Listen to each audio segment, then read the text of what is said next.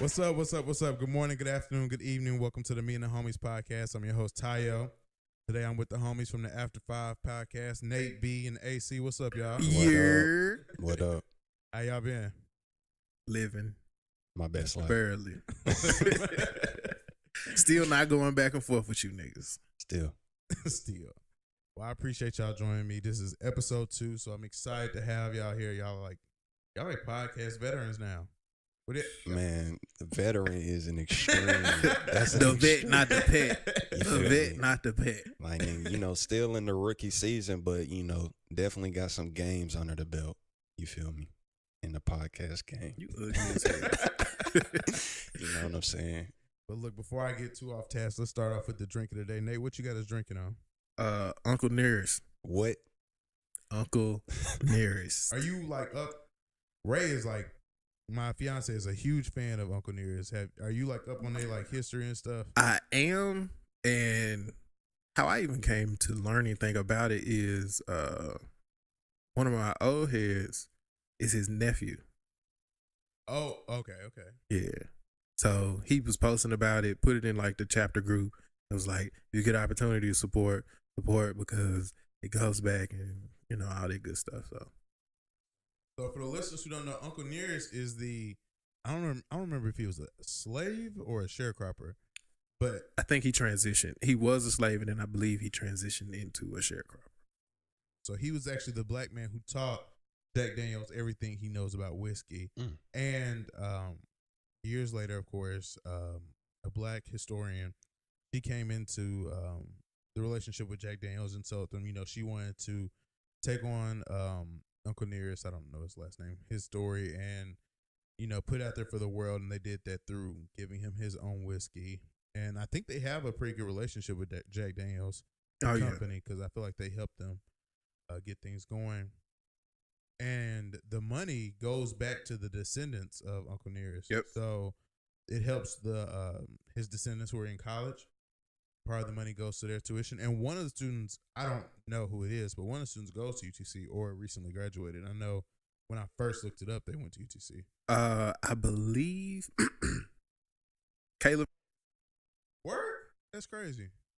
Yeah, I believe so. I know her uncle. We put our full name out there. I know her uncle is Jeff Vance. So that's how I know the story. Yeah, okay. Yeah. All right. And then what else do we have? We have that blue stuff. What is it? Alex, pronounce the shit because I don't know. Mean to me, nigga. I looked at the It's- bottle and it's- just it's read what I blue- saw. I don't know. Blue Carac. Right. If you're looking Some for this shit. drink, you go to the liquor store, Caracas. and it's gonna be the only blue bottle with a black dude just smiling, super Smiling hard. big as I hell. was looking at something, bro. I should not put this in my drink. This don't look like it's a move. Yeah, but they use it in like drinks like the Blue Hawaiian or Hawaiian Surfers. Did y'all have blue motherfuckers when have y'all ever had those? Yeah, Is that a Nashville thing or is that a thing? I think it's a thing, Okay. but I'm from a Nashville surrounding area. Oh, so true. Y'all blue I don't motherfuckers in know. Memphis? I don't even know what you Okay. even I read. think that's like a ratchet Nashville. they got thing. rusty 45s and first 48 in that. I have in no Memphis. clue what's in a That's blue what they motherfucker, but if you in a ratchet club in Nashville, It is beyond me. if I'm you clueless. if you're ever in Limelight or any other ratchet facility in Nashville, you're gonna look around and see several people with blue cups. And I believe that's what's in there. Yeah, It's like a sweetener, a non-high fructose corn syrup having All sweetener. sugar. Yeah, straight sugar. Mm. Yeah, and then Sprite. If you Got need it, Sprite. if you need your high And fructose then- corn syrup, there you go. Bet. And so as usual, I'll rate the drink at the end of the show. Let's go ahead and hop into the top 5. Today's top 5 is your top 5 one-hit wonders. Either one. Do you have a volunteer to start? I want to start, man. So I volunteer Alex for okay. tribute. I didn't want to talk about this earlier, but I wanted to hear what you guys thought. What is what do you consider a one-hit wonder? I mean, me personally, a one-hit wonder, not necessarily has to just be one song. I just look at it as like you had a moment. Like you had a moment in hip hop, where either you had a song that was popping, you might have had 2 songs that was popping. Maybe, at the most, maybe you had an album that had like some singles on there that was popping. But then following that, you were done. You know what I'm saying? If they have a good album and then we never hear from them again. But I'm not saying a good album. Oh, you mean you just couple. like you had an album, like I'm gonna say, for example, Chingy, who's not on my list, but it's like Chingy, had a run of songs that were very popular. I would consider Chingy a one-hit wonder, even though he had more than one hit, because he just had a collection of songs around. That literally goes against the definition of a one-hit wonder. I mean, I'm just saying, it's like, I mean, I know that, if we want to talk semantics, one hit is what is that? Is one hit. But it's like, bro, I mean, for the purpose of the conversation and for the purpose of my list, I just, niggas who had a moment who couldn't produce another moment. For me, I say a one-hit wonder. You're gonna have that one song that's huge and everybody knows it and it's everywhere, and so obviously you get that second shot. Now, if that second one you miss, to me, you're a one-hit wonder. But if you hit though, I slick. I give you a little bit of credit. a little bit of credit. You know what I mean? Like Fetty. Well, I'm not. Fetty Wap's not a one-hit wonder to me. I don't know if I'm stepping on anybody's list. I wouldn't consider him one hit to me. I feel like he had. Now he's in a drought right now. Yeah, that's what I look at it. He is in a drought. But he could easily come back. My nigga just signed a Treyway. Yeah, that's what I heard. I mean, that just means he's gonna troll. That just because he has one with him already. I don't really fuck with like that. Yeah, I don't listen to 6ix9ine, so I ain't gonna lie, say that. I will tell the truth and say I don't listen to that nigga. I don't know, I don't know what he be saying, but he give me hype. I can't fuck with it, but ain't nothing funnier than hearing somebody talk like super hype and be super savage, and then seeing the videos and that little New York dance they be doing, and seeing the niggas dancing like that in the middle of the video is hilarious. Have you seen that Twitter clip of the dude where he got this thug ass on, but he dropping down, getting his eagle on? I don't know. But to have a video shoot, have people there, somebody's shooting the video, somebody's editing the video, and somebody's and nobody told you, this ain't it, chief. Like, bro, you gotta surround yourself with better people, bro. Run that shit. But the crazy part of it is he don't even look like he just look like a hood nigga doing some wild shit, bro. That shit just gets you so off guard. You're like, is he twerking? Like, what is he and doing? He continues to do it, bro. It's like if you drop it down one time, I could be like, you know what? Maybe you got a little too excited. Forgot where he was at. My nigga dropped it down like 3-4 times, bro. I was like, hey, get up. But kept a mug on his face, bro. I was like, kept rapping and all. Yeah, I was like, man, ain't no nigga finna drop down and get his eagle on and shoot me. Oh yeah, let's get back on. My bad. Acee, what is your top 5 one-hit wonders? All right, man. So no specific order, man. I any top 5 is hard for me to do an order, but number 1 on my list, Jaquan. I mean, I know that that's gonna be on some list. I mean, cause we all know Jaquan. I mean, everybody in the club getting tipsy. Now, Hood Hop was hard. Hood Hop was hard. You know what I'm saying? That's why, when I was prefacing my list, like, a nigga could have 2, cause Hood Hop was a hit. Yeah, I like Hood Hop. You know what I'm saying? Okay, so next I got Shop Boys. I don't even know. Totally do. Oh, I was like, Party like a rock. I mean, bro. Okay, so the summer I moved to Memphis, bro, the summer of 2007, Party Like a Rock Star came on the radio. It's like every other song. I'm like, bro, I can't even turn 97.1 on. What's the group's name? Shop Boys. Bro. Shop, like Shop Boys. SHOP. Yeah. Shop Boys. And let me tell you, bro, I don't even remember the DJ name, but he used to do mixtapes at UTC, and my sister went to UTC in like that, from like 06 to 08. Was it Tula? Maybe so. That sounds familiar. And I remember I came up here to visit her, bro, and her friends was getting ready to go somewhere. And I was like, what is this song that they keep fucking listening to, bro? Because, shit always hit like colleges before it really popped on the radio. Especially back then. Man, we got back to, little old Columbia where we listened to the Nashville radio station. And they dropped a shot. I was like, boy, this is my shit. I was totally duding the hell out there. Hey, that was a hit, bro. So Sharp Boys. Now my next one, you know, this one may be controversial. It may be controversial, but I have down Player Circle. Now look. Now we know Titty Boy is obviously, you know, went on to do his thing. But as a group, I mean, come on. If a nigga can name another Player Circle song than Duffel Bag Boy, then I mean you was a stan. I mean, because there's no way a regular nigga would know another song by that group. I'm 1,000% right there with you. Like I Me can't too. even remember dude's name. Me too. Dollar, right?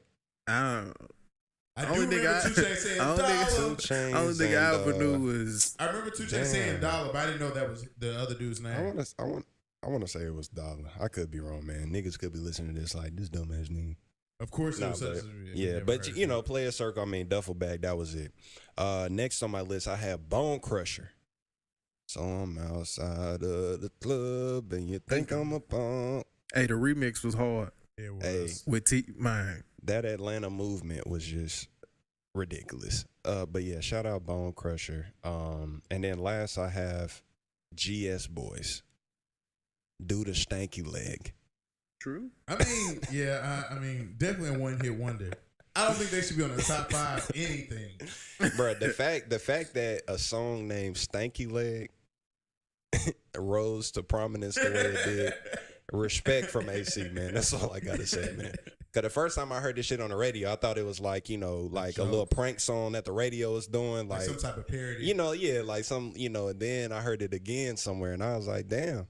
Then, you know, I was out at a party and I seen niggas hitting that hoe and I was like, wow, this is real life. A room full of like this is fact. You know what I'm saying? Like this is a thing. So yeah, for that reason, they do round out my top 5, man. So yeah. That's fair. Okay. Maybe what you got? In the spirit of not doing repeats, because I hate when folks do top 5s and you definitely gonna do the repeats. This hard not to. I can't. I created a top 10. It was like, bro, if somebody takes something out of my top 5, I'm gonna just, you feel me, scoot that next one up. But if we keeping track, Player Circle was on my, as was Tipsy. But my new top 5 is Kaya. Yeah, that's one for sure. What is that? My neck, my back. My neck, my back. And she is my really neck in my back. Made a full career out of that one song. Yes, that's crazy. Next up, and this is not in any particular order. Mims. This is why I'm. No, is that this is why I'm hot? This is why I'm hot. Next up, I got Boys in the Hood. Yeah, that was my like 6. Them boys. 6. Next up, I got the Baja Men. What? Do you remember when we was who let the dogs we out? was in elementary school, bro? Who let the dogs out? Dominated the charts. And then rounding out the 5th, it was kind of a tie because these are 2 iconic songs. I got 69 Boys, Tootsie Roll. Oh yeah. And then Cupid Shuffle. All those like party songs are one-hit wonders. Because you got the Skating Rink song. I have no clue who sings that. Whoop, there it is. No. The one they just remixed and did the Running Man thing with. Y'all know what I'm talking about? Skating I was thinking, but it's way too high and it's gonna sound awful. No, give it to us, bro. We can throw some auto tune on it. Yeah. Put some reverb on it. We can throw some auto tune. Yeah. Oh yeah. Oh yeah. Like they don't have any other music, do they? Well, we don't even know who it is. Wait, what was that again? Can you sing it one more time? I think if you sung it one more time. For my top 5, I had Player Circle as well. Like, I mean, that is the only song they've ever had. And really, the hit is being generous because that's a Wayne hit. I mean, but it was a hit though. It was. And I mean, I feel like, you know, 2 Chainz, he came on hard, bro. You know. Bro, then I got the Young Guns. Can't Stop, Won't Stop. Okay. City High. I almost did that. I almost did Young Guns and City High. Yeah. City High, what would you do? There were those who had their input and said that City High had more than one hit. Okay. I mean, what would that be? Right. Then we have Mark Morrison's Return to Mac. True. True. And then Wayne Wonder, No Letting Go. To close out my top 5. I'm getting in your old nigga bag. Yeah. Bruh, y'all ain't fuck with No Letting Go when y'all was kids? Getting your old nigga bag. Y'all tripping. That was that shit. I wasn't even born, man. Honorable mention. Shit. If I wouldn't have said Nigga, that be shit. ready. Be ready so you ain't gotta get ready. I'm nigga. like, damn, bro. My phone locked, Man bro. came in hot as hell. My phone locked. They had shit to Mambo say. number 5. What? You remember the Mambo number 5? I have no clue what you're talking about.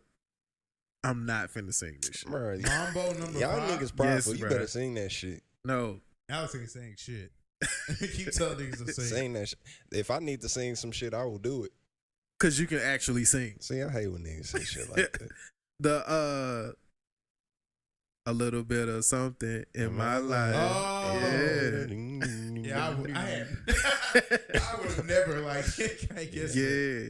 But see, I tell you what made me think about it, bro. Matilda? And you no, bro. Oh. It's the only, I think it's the only way I know that shit. No, bro. Do you remember when the Titans went to the Super Bowl? Yeah. And they remixed that song No, I and don't they remember put that. all of the players' names in it. It was running on like News Channel 2, 4, and 5. I like to remember my legends in their best light. And Like- that clearly is not it. I don't remember that at all. And I'm not going to research that. That sounds bro. terrible. Yes, bro. I remember because I was in elementary school and shit. So when the Titans was going to the Super Bowl, nigga, the whole Tennessee was hype. Yeah. So News Channel 2 came down because we made like this big banner and all this other stuff, and that was the song they played. That's terrible. So kind of a perfect segue to this is just like these random, music discussions. Revolt, who I shitted on last week, I guess, decided to step it up, and now they've started their State of the Culture with Joe Budden. Have y'all checked it out? Yeah. What do y'all think about I've it? seen a little bit of it. You seen the like 30-second promo clicks on Instagram? That's all they do. I've seen a little bit of it. Alex don't have cable.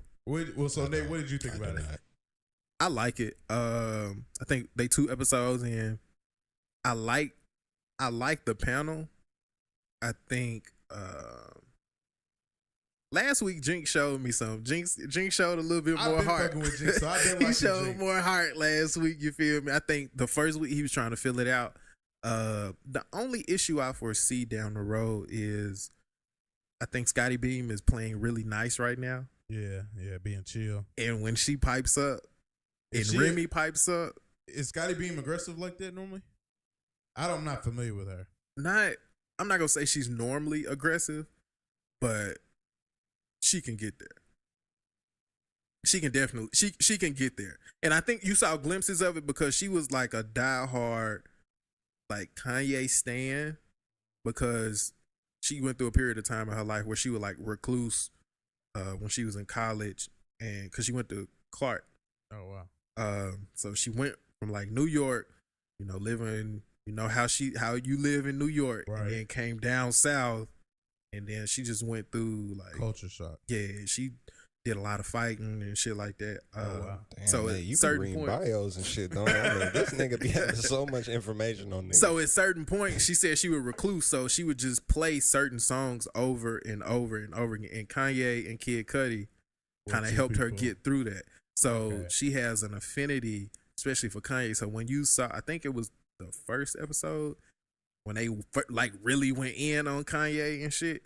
That's why she got so hyped. But I could see she was trying to chill, because I mean, if you had to pick a list of 5 people to pipe up with on a panel, I'm not trying to go against Remy Ma. Like, So I mean, my biggest takeaway is I don't fuck with Remy Ma, bro. Like, she is terrible. She is awful.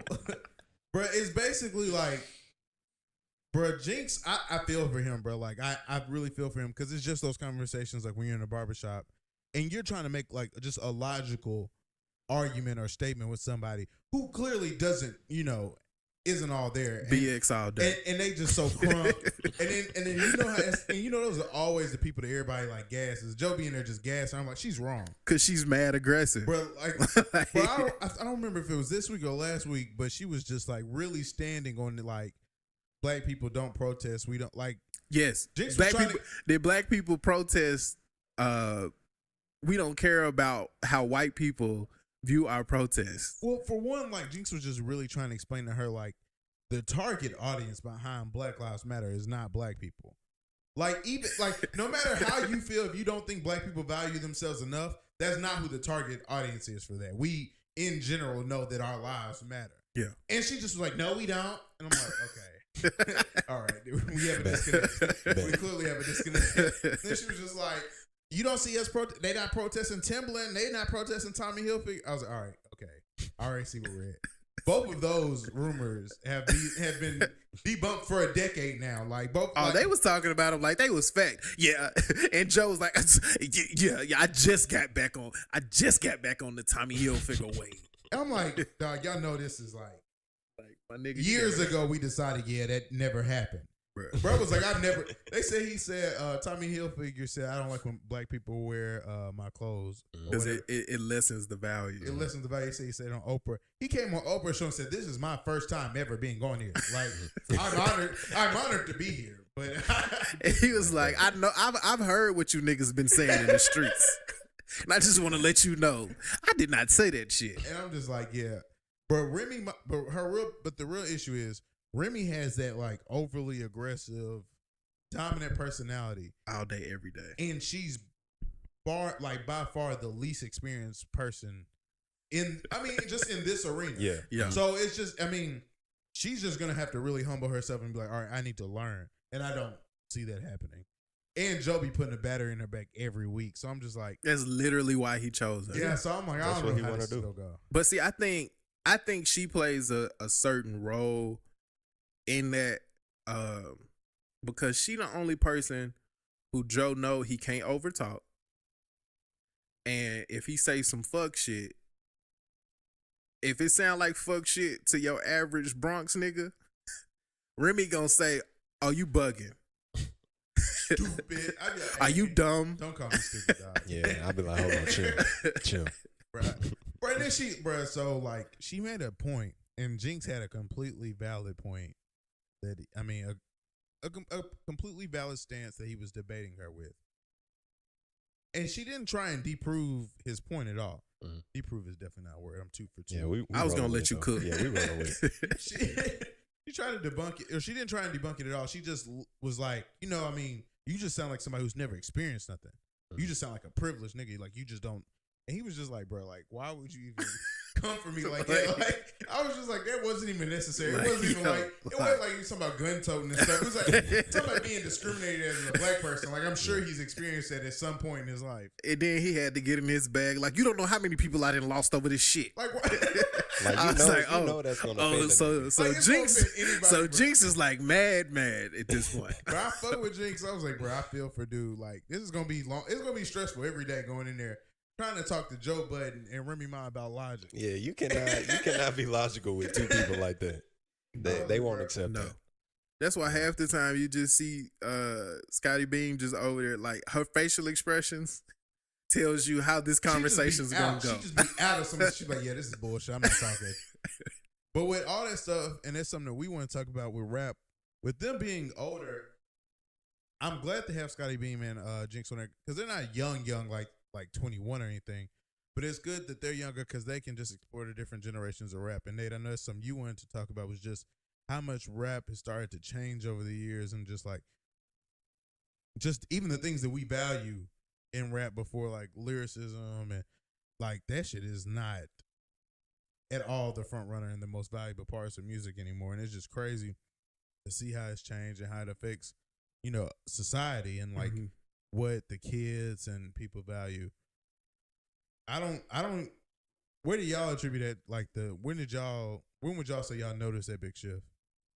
I mean, it's like, like I hear a lot of, because obviously, there's a big conversation about, or recently that's been about mumble rap, you know what I mean? And as far as, obviously with the growth of the Migos and, the big thing about that Migos flow and things like that. But then, a lot of older heads and ones, because obviously there's a lot of older heads that be like, yo, like hip hop is done, like, you know, niggas ain't rapping no more about stuff that matters. But anybody who's actually paying attention can always say, well, you know, rap has always been, I mean, it's a spectrum of different types of rap. Like rap is one big thing, and then there's obviously subgenres of rap, if we being honest. Right. Like, you know, there's so many subgenres. So from the beginning of rap, there's always been rap that's, you know, not been very lyrical. Yeah. You know, it serves its purpose. You know, this, like, we gonna play this in the club, you know what I'm saying? This ain't for the bars, you know what I'm saying? Right. This to move your feet, you know what I'm saying? And I also, you know, as time progresses, and just like any field of anything, like different things are just gonna have their stride. So, you know, at this point, you know, as far as what's popping, as far as what's popular, you know, you gonna have a stride of, you know, like I said, the Migos, or, you know, all these niggas coming out of Atlanta, you know, Gunna, you know, Future, like niggas who a lot of people really wouldn't consider that lyrical, you know, just making music that people enjoy. And then a lot of times when there's so many underground niggas now, because I mean, we know how easy it is to be a rapper now. I mean, anybody could go by the mic, you know what I'm saying, put the shit down, put it online, and you a rapper. And I think in the underground world, there's a lot of lyrical niggas, and there's a lot of niggas that's like really good. And then when these people are not recognized, people just like shit on the rap game. They just like, well, you know, you got these people who are so good, you know, and we just praising, you know, niggas like 6ix9ine and this like that, you know, rap is done. And I just think, you know, like niggas popping based on what niggas want to hear. So if niggas just trying to hear some shit to move their feet, then like that, like that's what it is. And I don't know, like niggas be so resistive to that, you know what I'm saying? But at some point, you know, you just have to embrace like what's popping. Like if the shit hard, the shit hard. You know what I'm saying? As far as it making you move your feet. Like there's different lanes. There's gonna be niggas who lyrical that's gonna be popping, who, and some niggas just find a middle ground. Like for example, like an artist like J. Cole, who is like, you know, J. Cole is not like a real lyrical dude, but you know, he do got bars, and he has a positive message for the most part, and he finds a middle ground to make his music somewhat popular. You know what I'm saying? And that's kind of a sweet spot that's hard to find for, you know, a lot of people. But as far as, I guess, going back to your question, you know, generational rap and how it has progressed through the years, I don't really see that there's a big difference. You know what I'm saying? Like, obviously new styles come in because music progresses, but I mean, just like any genre, you know, that's going to happen. And I don't really see the genre going in a downward situation. Like, I just think it's just 2018, man. Like, nigga, when the dancing shit was popping off, niggas was like, dog, hip hop is dead. You know what I'm saying? Nas said it, it's dead. You know what I'm saying? And even I was like, damn, like niggas really just gonna crank that Soulja Boy till, you know, the end of time. Like, I guess it's just a wrap. But you know, the shit die and then we be on some new shit. So, you know. I think we just kind of dealing with the first real changes in us being able to really look at hip hop and rap in its entirety as a genre is still very relatively young. So I think now we're seeing the first real disconnect between the generations where there isn't really a lot of overlap. So you take, you know, the boom bap of the late 80s going into the 90s, and then you take, you know, the drug era, which is what people like to call, you know, the golden age of rap. And then immediately following that, you get into snap, like you talking about dance, what they call the ringtone music. Then we get into, you know, where basically strip club culture shaped what rap and hip hop was. So if your music could break in the strip club and strippers was fucking with it, the general public was gonna fuck with it. And then now I think we're in a space where you're having a bit of a renaissance, where you're having people who are, their sole goal is to bring lyrics back.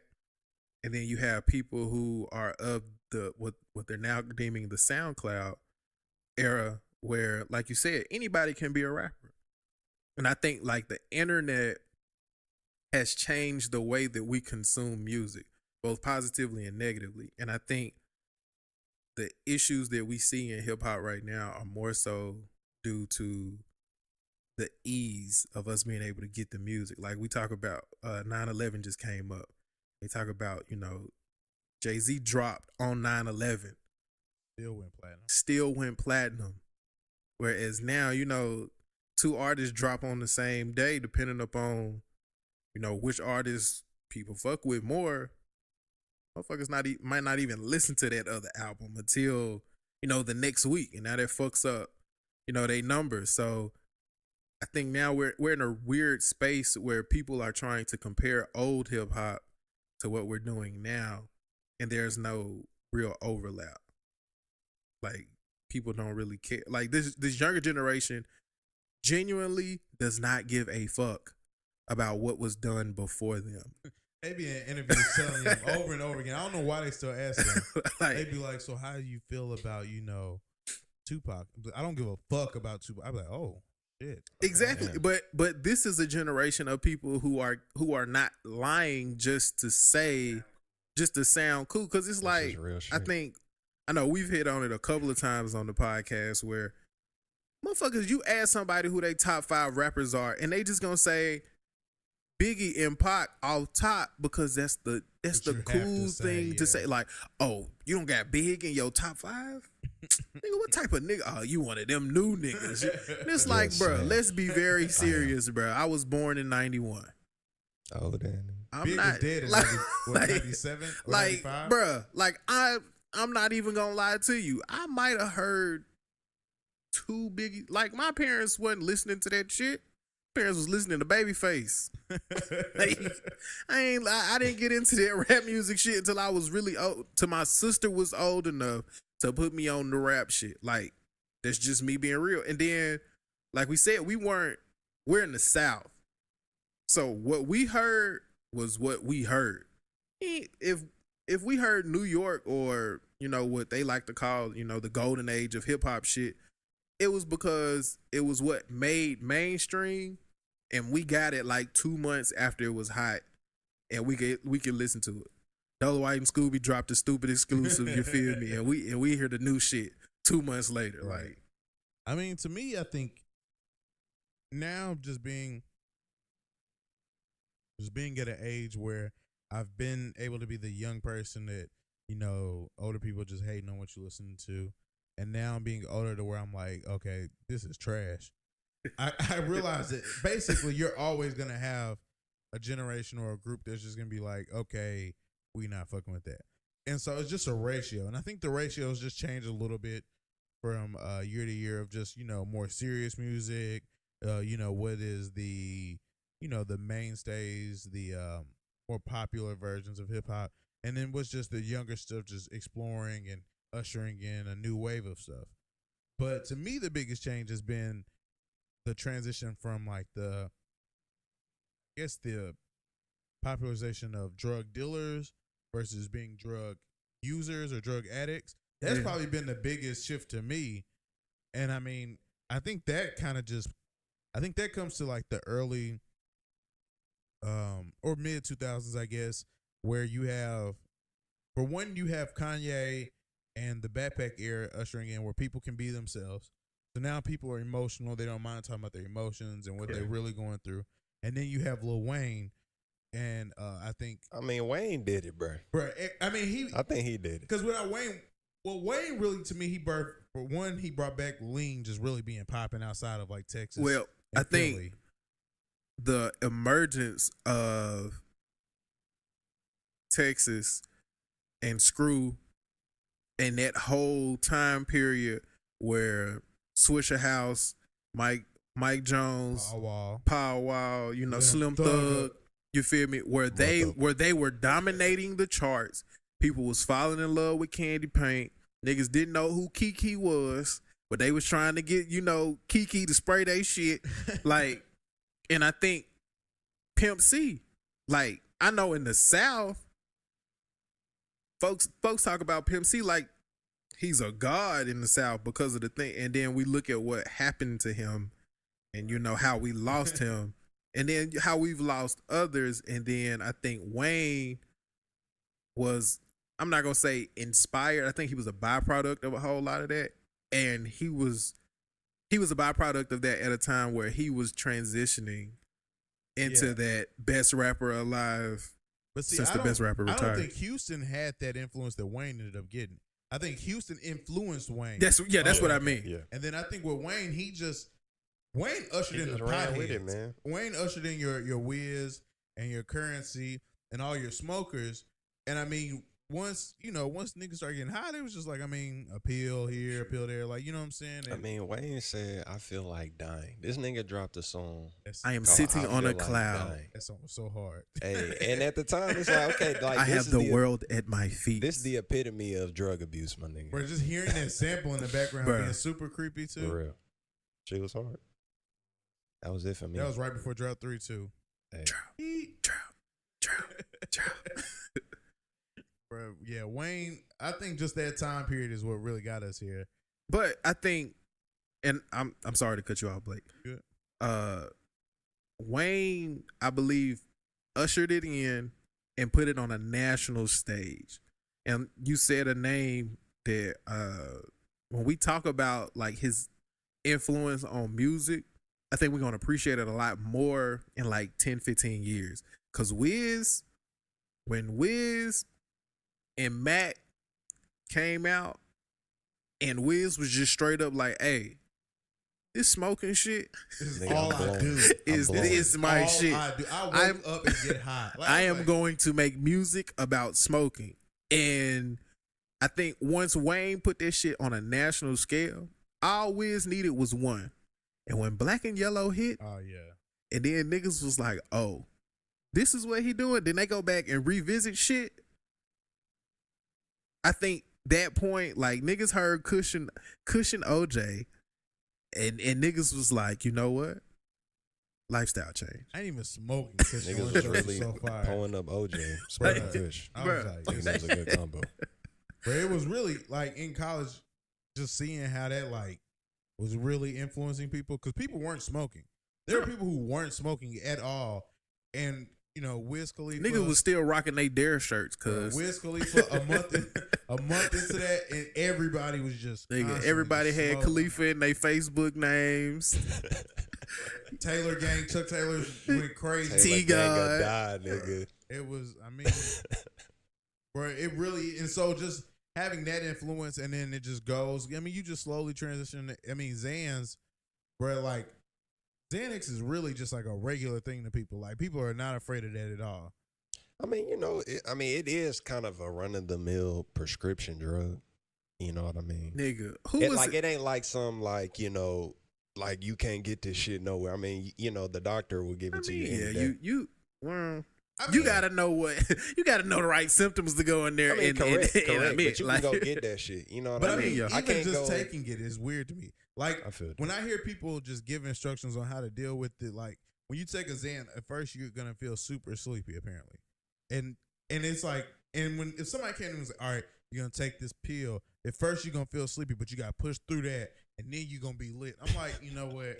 This ain't for me, dog. Like, this ain't it. Yeah, personally, I'm good on pills. So, bro, it just creeps me out. Yeah, I was tripping when Drake said it on what song is that when he said Sicko. It's gotta be. Is it Sicko? Half a Xan. Yeah, I was like, bro, had me out like I like. Yeah. That's the hottest rapper in the world. I mean, opioids. You ever popped? I mean, do you remember where you were when you heard Boosie say he put X pills in women's booty holes? Right here. Right here. I was right here. Right here.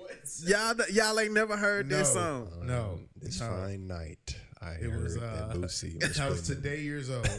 Like, he was putting pills in women's buttholes. Bruh. No. But speaking of drugs, like, Wayne does come from that. Because I remember them talking about, it was like a documentary where Wayne and them like were legit around like dope heads to the point where they would have women who would get high by shooting like heroin and stuff like up their vaginas. And then like as a youngin, you would have sex with them to get like the high.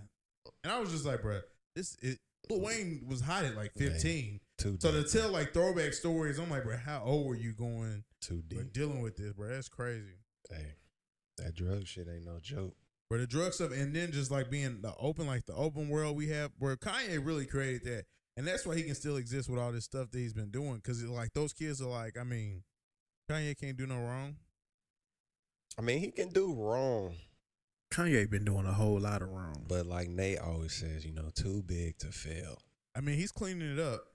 Oh, his rebrand is definitely in process. Hey, he always been good in my book though. Now, So I mean, and whatever niggas want to do, but So Kanye's my favorite rapper of all time. might But as I've well. been very conflicted the past. I mean, it ain't like I've been loving it. Oh, I ain't okay. been loving him. I ain't been loving it. I ain't been loving it, but Alex, a whole Trump supporter, He talking do. about he don't love He got me Kanye. a What Trump type of supporter. shit is this? no, I'm just. Who is this guy? You know what I'm saying? I ain't been loving it, but I can understand. I can understand for the most part most of the shit he be saying, and I can understand why it create the backlash that it do create.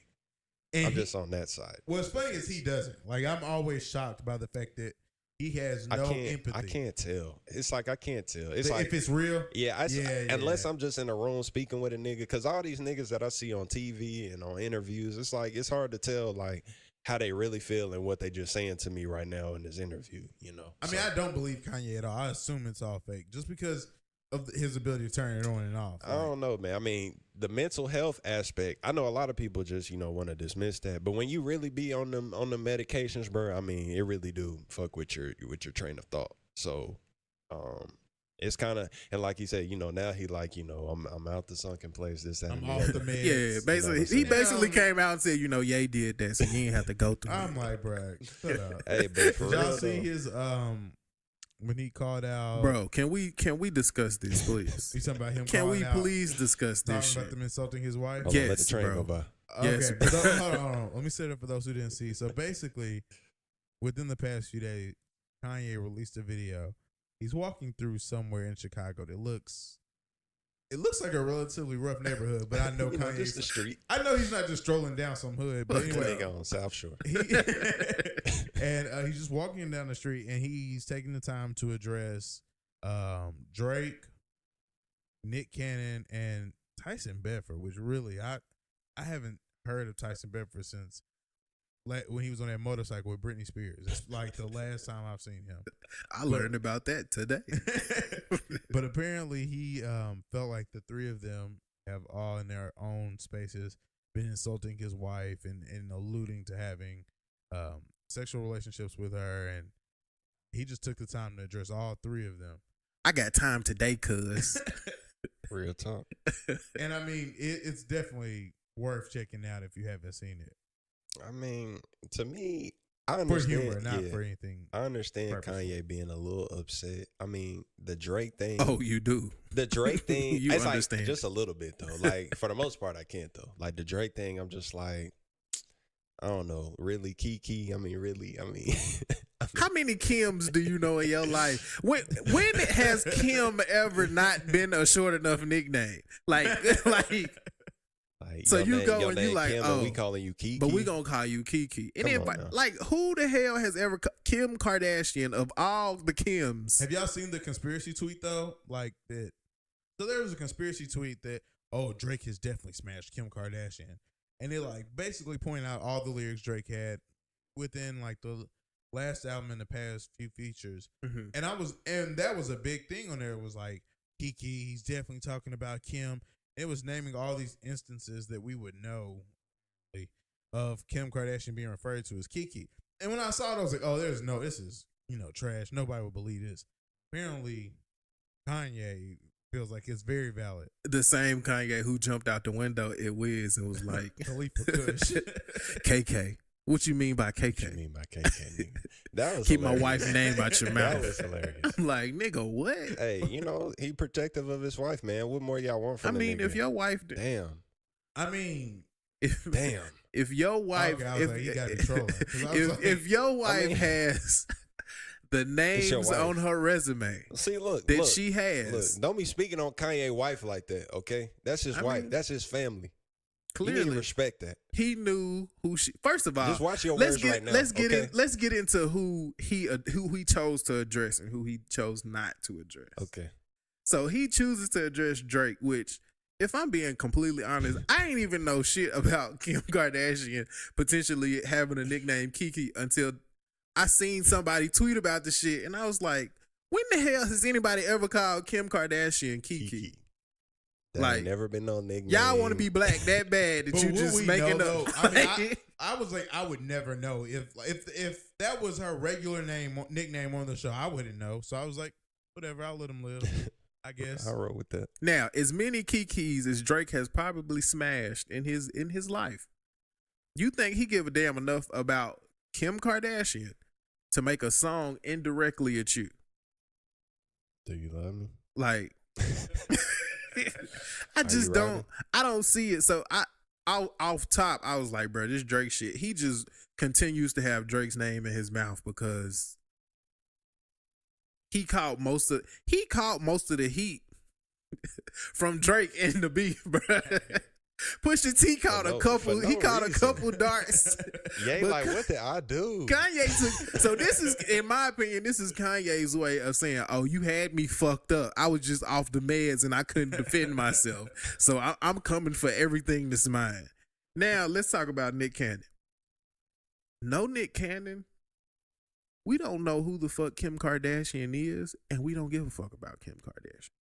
Kim Kardashian is a byproduct of Nick Cannon. She was Nick, like, the first early. Nick Cannon is who put her on and connected her with Nicki and Paris Hilton. People know Kim from the Paris Hilton show. Okay. Oh wait. I mean, you really feel like that's why people know Kim Kardashian? No, what I'm saying is people. So Kim got her first, I guess, TV break from the Hilton show. Know her name, I guess. Yeah, people. So when the whole Ray J shit dropped, it was because they knew her as Paris Hilton's friend. The only reason she was really like, she got like cool with Paris and Nicki is because she was originally in a relationship with Nick Cannon. And that was when Nick Cannon was like hot out here. So, you know, like in the Hollywood parties and shit like that.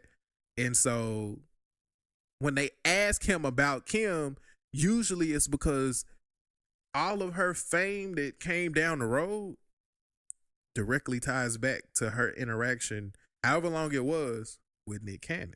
That's weird. Like, that's wild as hell. Shit's still long ass. Now, yeah. It's safe to say Nick was fucking with Kim before niggas was even giving a damn about Kim. So if they ask him and he had her first, what is he supposed to do? I'm not answering questions about Kim Kardashian. I mean, like, okay, if he Kanye say, you know me. I mean, like, there's a way he could answer those if you want to be respectful. If he wanted but think about how we view Nick Cannon as a culture. We view Nick Cannon as this corny ass dude, right? But he's a corny ass dude with a hell of a fucking resume when it comes to people who he's been with or he's been linked to being with sexually or in a relationship. So he got like a top 5, you feel me, resume in Hollywood. That's what people talk about. So if you talking about it in that context, number one on the list in the culture for the most part is going to be Kim. And we only know Kim because of Nick. What did Nick Cannon say? Do y'all know? I mean, I know Kanye was just referencing. I just think like probably a multitude of interviews, most likely with Nick Cannon, where they probably asked him about Kim. I'm sure Nick he probably ain't said nothing off the wall. And even when Nick had his response, he was like, "Damn, I don't even know what I said."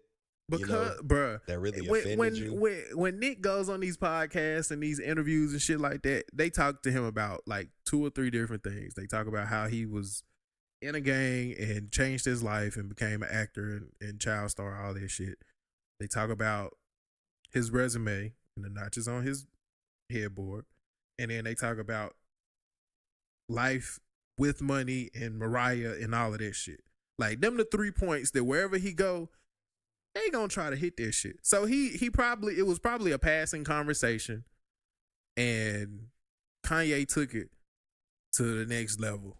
I mean, I really just want to hear what you know about Tyson Beckford. That's really funny to me. All I heard was that Tyson Beckford and Kim had an interaction. They had an exchange where he was commenting on her body being fake.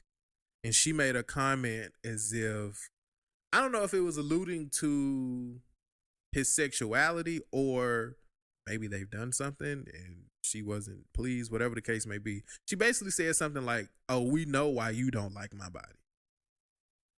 So it was kind of vague where it could go. Okay, kid. Like, you feel what I'm saying? When he said that, I was just like, I wouldn't, like, if I'm Kanye West, I'm not responding to anything Tyson Beckford said. Like, it's just not somebody I'm gonna address.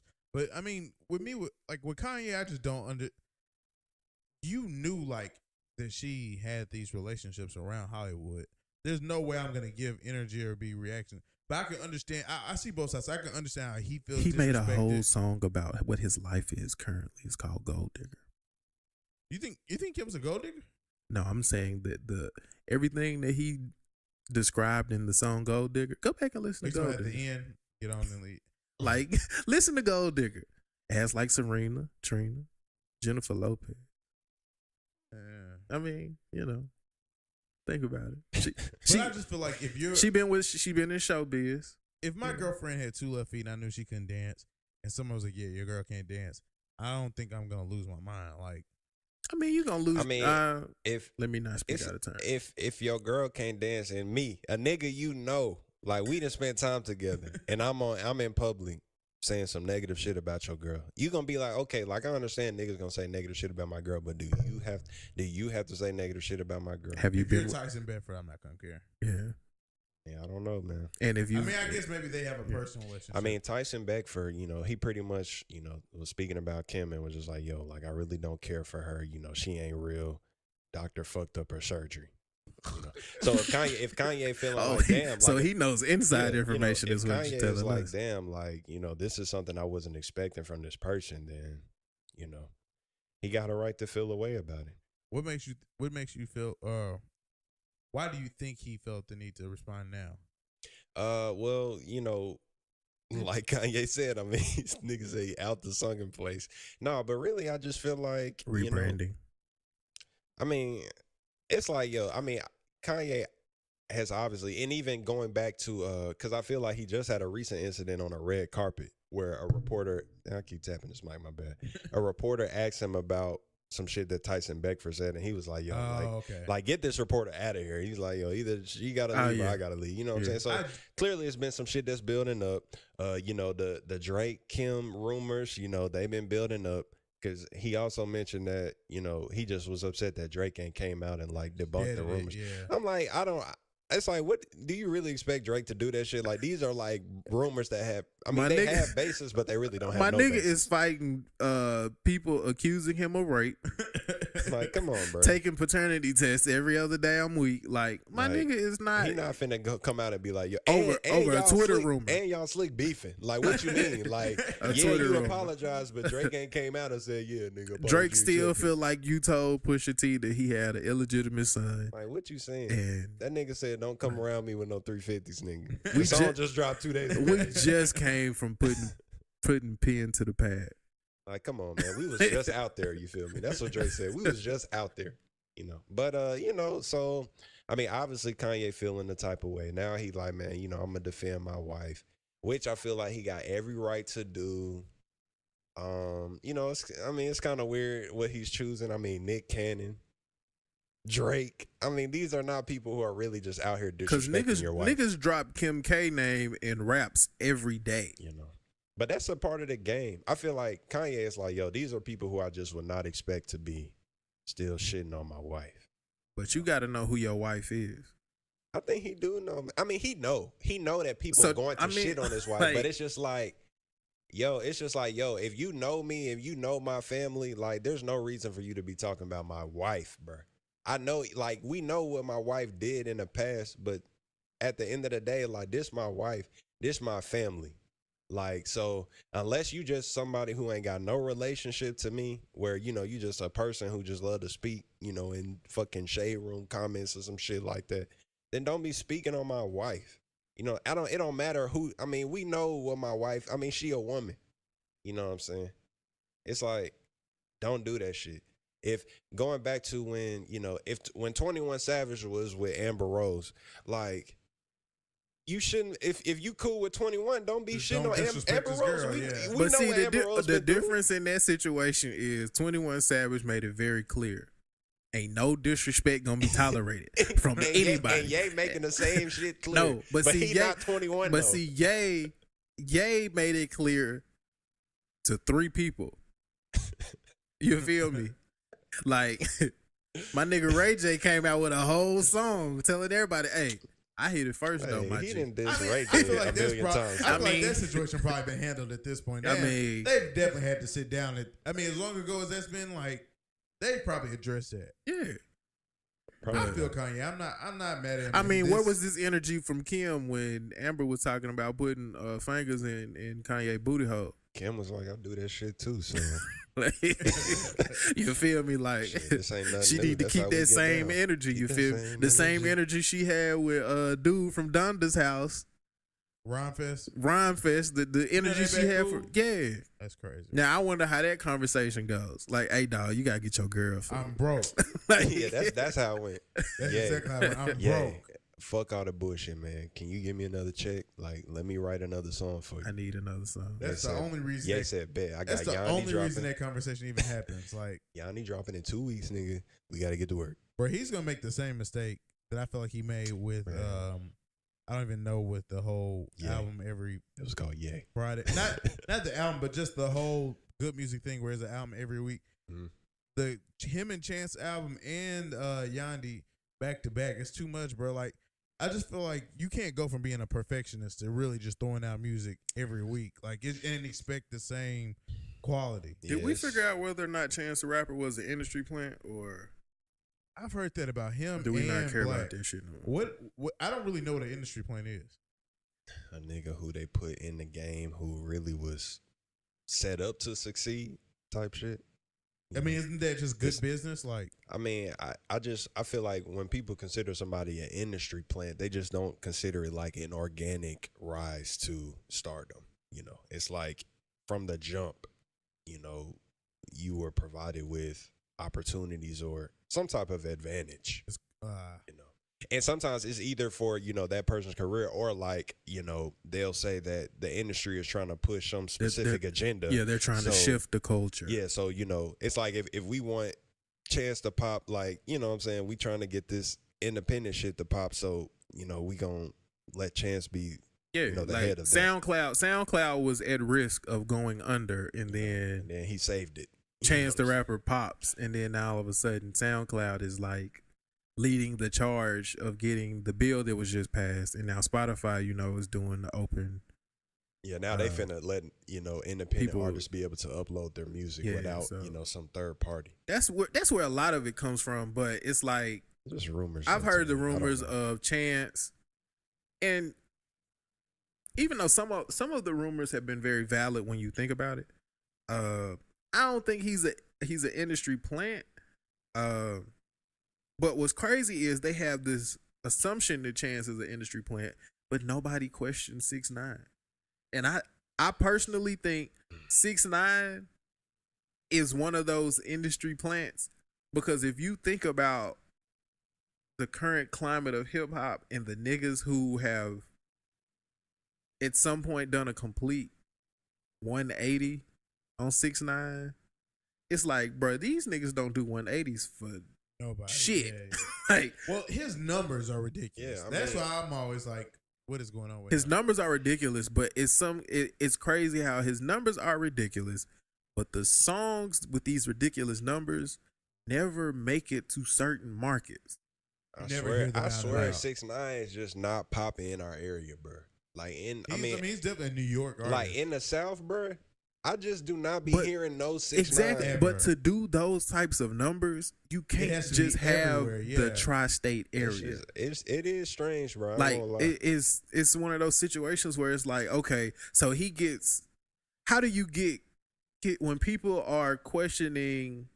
First, people were questioning, yo, gangster. Then people started questioning whether or not you were a liability for their venues and security, so they stopped letting you go places. Then all of a sudden, you randomly you get kidnapped, right?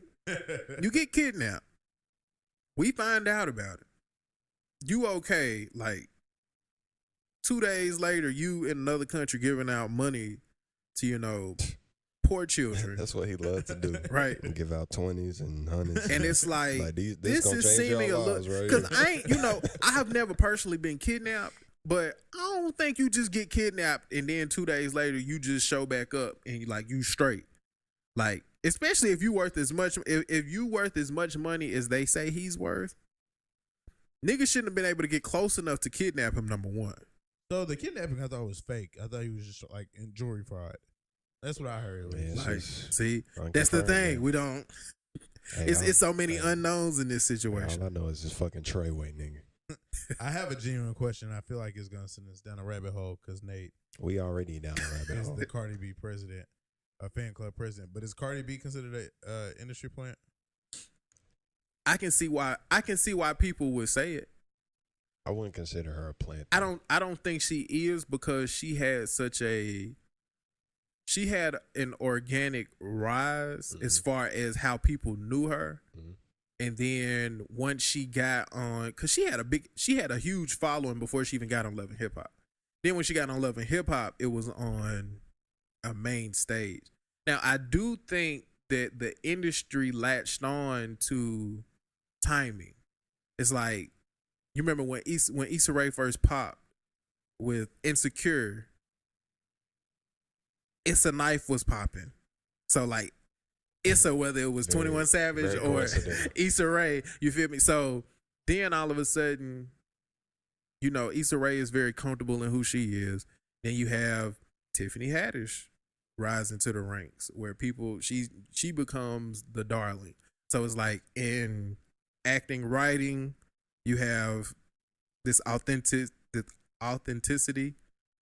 in Black women. You have this in comedy with Tiffany Haddish, and then now you have this in hip hop. So it's like everything's culminating at the same. And like you said, it is very coincidental. I can see where someone would say that, but when you hear people talk about how Cardi was, even when she was a stripper, they would be like, the same way she is now is the same way she used to be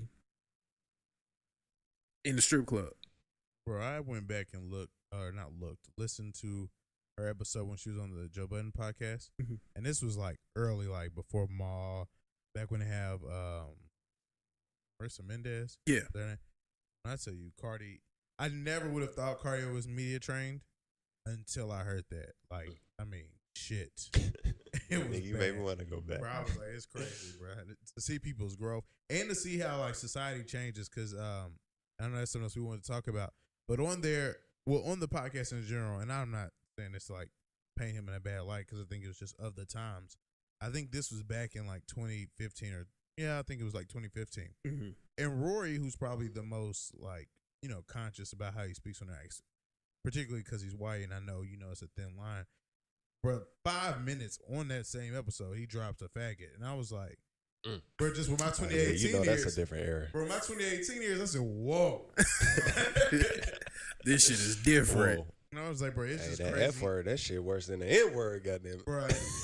And I was just like, I was in shock. Shit, I'm scared. Blake might have to go back and just, you might have to go, you gotta go bleep that, because real shit, don't have me on this with you. Shit, this is not on brand. I don't support that shit. Bro, he let it fly. And it wasn't even like, it was derogatory. Like, I was just like, damn, this shit is tough. Niggas did not care. And when I realized, I was like, bro, it's crazy how far we've come. Because I know, like, as a real talk, when I was younger, I definitely let it fly. And I'm like, bro, it was nothing. Bro, I was like, bro, as a society, have we changed? Niggas had no idea.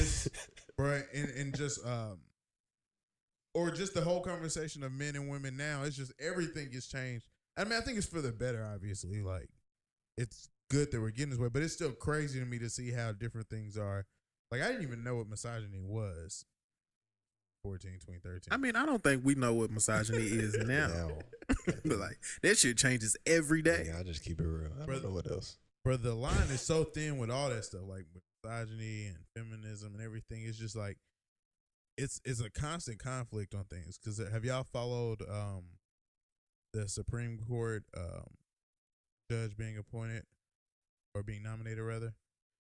I just heard about this maybe 2 hours ago. My mom just briefed me on this. So basically, the Donald Trump, the president, is appointing or nominating a Supreme Court judge. I don't remember his first name, but his last name is Kavanaugh, and that's pretty. I mean, that's how he's typically referred to. And so he went through his confirmation hearings, and there was a big show with that. And now, like a fuck nigga. I mean, I don't really agree with any of his stances, but the situation he's going through now is like, I feel like that's debatable. Like, I can see both sides on it. And I'm just like, this is a real conflict, because basically he's went through the confirmation hearing. Those more about his, I guess his reputation as a judge and whether he's credible and his morals, and those are questioned by other senators or by the senators in general. And so, he went through all that, but now a story has been brought to everyone's attention by a young lady who knew him when they were kids. So I want to say he was 17 and she was 15. Mm-hmm.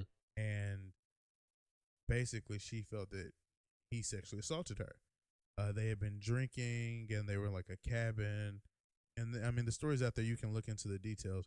But more or less, there was no actual like intercourse. He didn't, like, I think it was attempted. Yeah, like, he basically comes off like, they had been drinking and he came on to her and she was like, no. And he just kept trying a few times. What niggas gonna do? Yeah. And he never like forced himself on her or anything like that, but not excusing what he did at all.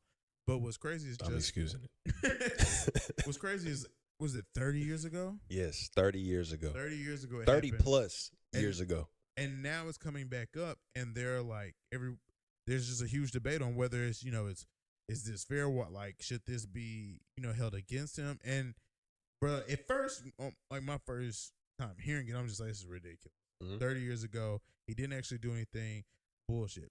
But what I've typically tried to do with all these things is stop and just kind of force myself into the mindset of this person. Is like, all right, are we gonna say? Man. Look at you, man. Well, I mean, being an upstanding human, man. Well, no. I get called a sexist on the radio by my fiance, so I'm working. But I mean, it just goes against everything. It goes. Yeah, we're gonna have to dive into that. We're not just gonna drive by that. It just goes against everything they say we're supposed to do with sexual assault victims. And what blew my mind the most was CNN. They're good for just getting random people together. Correct. And they got a group of women together, and they were all, I think they were all, Republicans, or they're just all typically conservatively natured. And they were just like, I mean, fuck her. Bro, all the women were just shitting on her, and I was just like, wait. You can't shit on her. Bro, they were just like, why would she say anything? Then someone was like, that was 30 years ago, told her to shut up. Like, bro, they just were not here for it. I'm like, bro, that's, the main people you would think would empathize with her. And I'm just like, I mean, I'm interested to see what's going to happen, because it was kind of a little weird situation. She wanted the FBI to investigate it, and I don't know. No, that's, like, if you going to come with your story, like, come present your story. Obviously this is something, like we just discussed, over 30 years ago. It was something that you are confirming that it was attempted. It ain't like the nigga raped you. I mean, it was like, it was probably just a nigga, made her feel uncomfortable. Which, I mean, like you said, it's not excusable. But I mean, if a nigga 17, you know what I'm saying? I just feel like any dude know that if you 17 and you been drinking, I mean, who you are now, it's like who I am now would not be who I am when I was 17. And if I was under the influence of alcohol, I mean, I probably would have made, I ain't gonna say I probably would have, made a mistake. That's but I'm not saying, on brand. You know what I'm saying? you need to chill. Look, sir. Look, if something happened that, a girl be like, yo, like I was made uncomfortable. I mean, to condemn a nigga and be like, yo, like that was fucked up what you did 33 years ago, dog, when you was 17 under the influence. Like that was fucked up, bro. And I don't even think you've changed as a person. You a shitty person. And for that reason, you cannot be in the Supreme Court, my nigga. I think that shit becomes a slippery slope because it's not like, and I hear Charlamagne and them talk about it all the time. Like there was a point in time. I'm sure he can talk about it. There was a point in time in this country where a whole lot of shit, they just let shit fly. Like shit was wild. Nigga, shit's still flying. Shit's still flying, but in the era of the Me Too and, you know, feminism and toxic masculinity and, you know, these buzzwords and things like that, I think we have to look at situations in retrospect of times and the times in which they occurred. Not saying that what happened or what, you know, was attempted is correct, but you're not playing by the same set of rules. It's like when motherfuckers go back in time and they like, yo, Jerry West had the best handles of all time. And you like, nigga, what? And then you go back and you watch the film and you like, bruh, Jerry West was crossing over the library. Like, but how do you do that? How do you, I guess, who is the person, or, I mean, obviously it's not a person, but how do we differentiate on what we did in the past that what standards we had in the past that were acceptable then that aren't acceptable now? And how do we make that transition from saying, from just being realistic? Like, you can't judge people by what happened back then with today's standards. And we do that all the time. And there's some things where you just feel like, no, I should be able to, like people do with slavery, where we have like, and I mean, in Tennessee, it's been going on for the past year or so where people want certain monuments taken down because, or it's been all over the nation where they want certain monuments taken down because they're like, you know, this person was a slave owner. Like, why should we celebrate him? And I mean, of course, I'm not in support of slavery, but if that was of that time, like, who wouldn't be doing that? And that's the same thing we're seeing today. And I think with slavery, we're able to say, yeah, that was bad unanimously. But when it comes to things like this, it's like, yeah, that's difficult to say, especially when it's a kid. Like, just, I mean, you just do a lot of stupid things when you're that age. Yeah. But I think when you're looking at it from hindsight is 20/20. And we're always looking at situations in hindsight. And I think that is the issue. And like you said, until we can be consistent on things, I don't think we can there's never going to be a clear path to what needs to occur. And I don't think we'll ever be able to be consistent on something. Because it's like, when we talk about the Black experience in the United States of America, we always go back to the fact of there were certain things that were put in place, certain activities, certain things that happened in slavery that are still ingrained into people to this day. So it's like when people tell us slavery was 450 years ago, why are y'all still talking about slavery? And it's like, because it's still relevant. So in that, and it wasn't 400, yeah, whatever the fuck, you know, niggas love to say that. But in that same regard, when we have situations of like this situation, it's like, how can we in one breath say, you know, slavery still has implications and it still affects us to this day, and then tell this girl, oh, that shit was 30 years ago, cuz like, what is you talking about? Like, straight. What is you like? What are you talking about? And so I think the messaging has to be consistent, and until we can get it to, I don't think we'll ever be able to get it to a consistent place because, of course, there's nuance in everything. But when you're having a conversation, it's like you come off as if, oh, you a hypocrite. So it's cool for this, but it's not cool for this. And that's how I feel about, you know, when we talk about especially sexual assault and sexual harassment in 2018 means something completely different than it meant, hell, in 2010, let alone in the 90s, the 80s, and then you go into the 70s. So it's like, we got somebody, when the shit came out about Bill Cosby, bro, people was like, what the fuck? If this shit, because it did, it came out in both the 80s and the 90s. And folks was like, nigga, Bill just being Bill. Y'all tripping. I had never heard that before. Yeah. Like, it was documented that Bill has fought a lot of this shit before, behind closed doors. Mm-hmm. He had his lawyers take care of some. That's why his wife is making such a big stink about everything that's going on right now, because they've gone through this before. So it's like, now that we live and we play by a different set of rules, whether you agree or disagree with the rules now, they are what they are. The court of public opinion is what it is.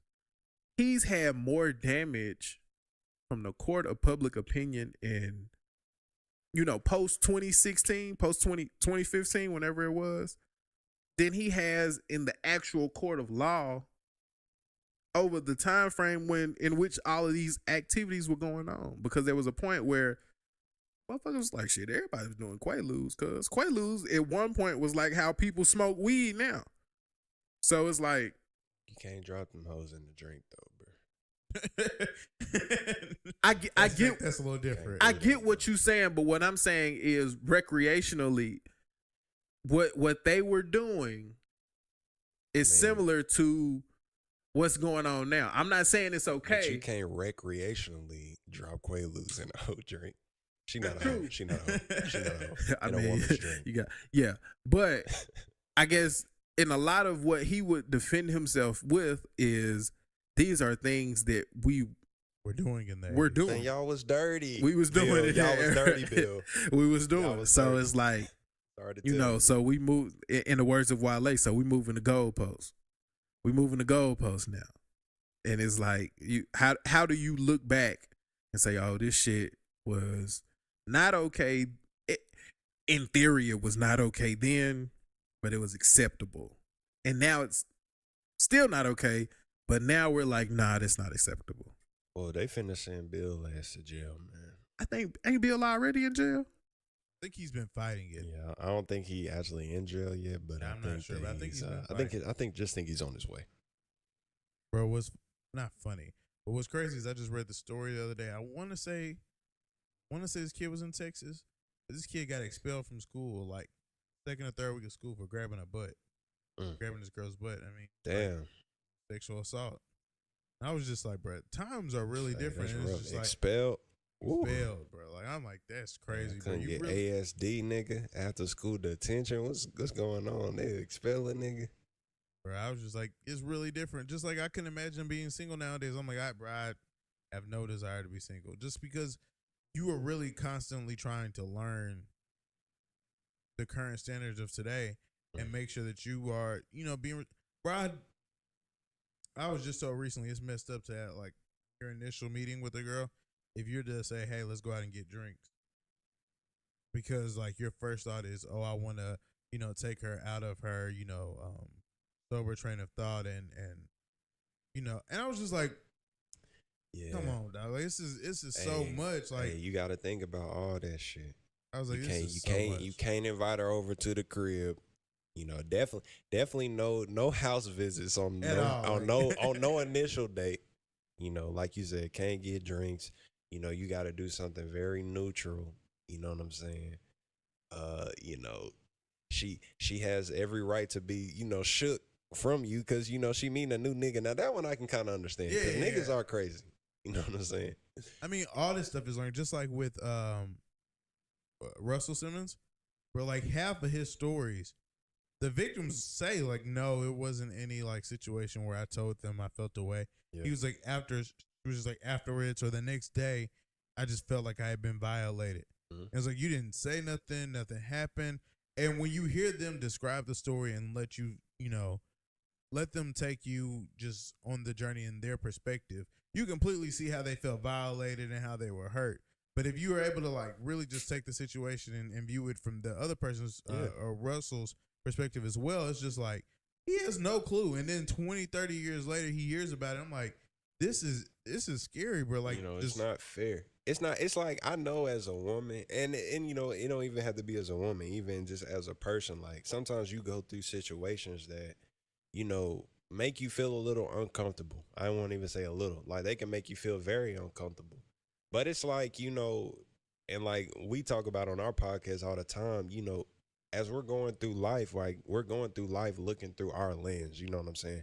And a lot of times we get really focused on what we're seeing and what we're experiencing, and we just completely ignore. We refuse to take into account like how somebody else may be seeing it. You know what I'm saying? And even though like, if you feel like something wrong is happening to you, or, if we're just talking about an uncomfortable situation, like based on how you're reacting, like you can't just expect like, yo, this person needs to know that I'm uncomfortable. Like you cannot expect that. You know what I'm saying? And especially if especially if you're not making it clear, because at this point it's like you should make it clear.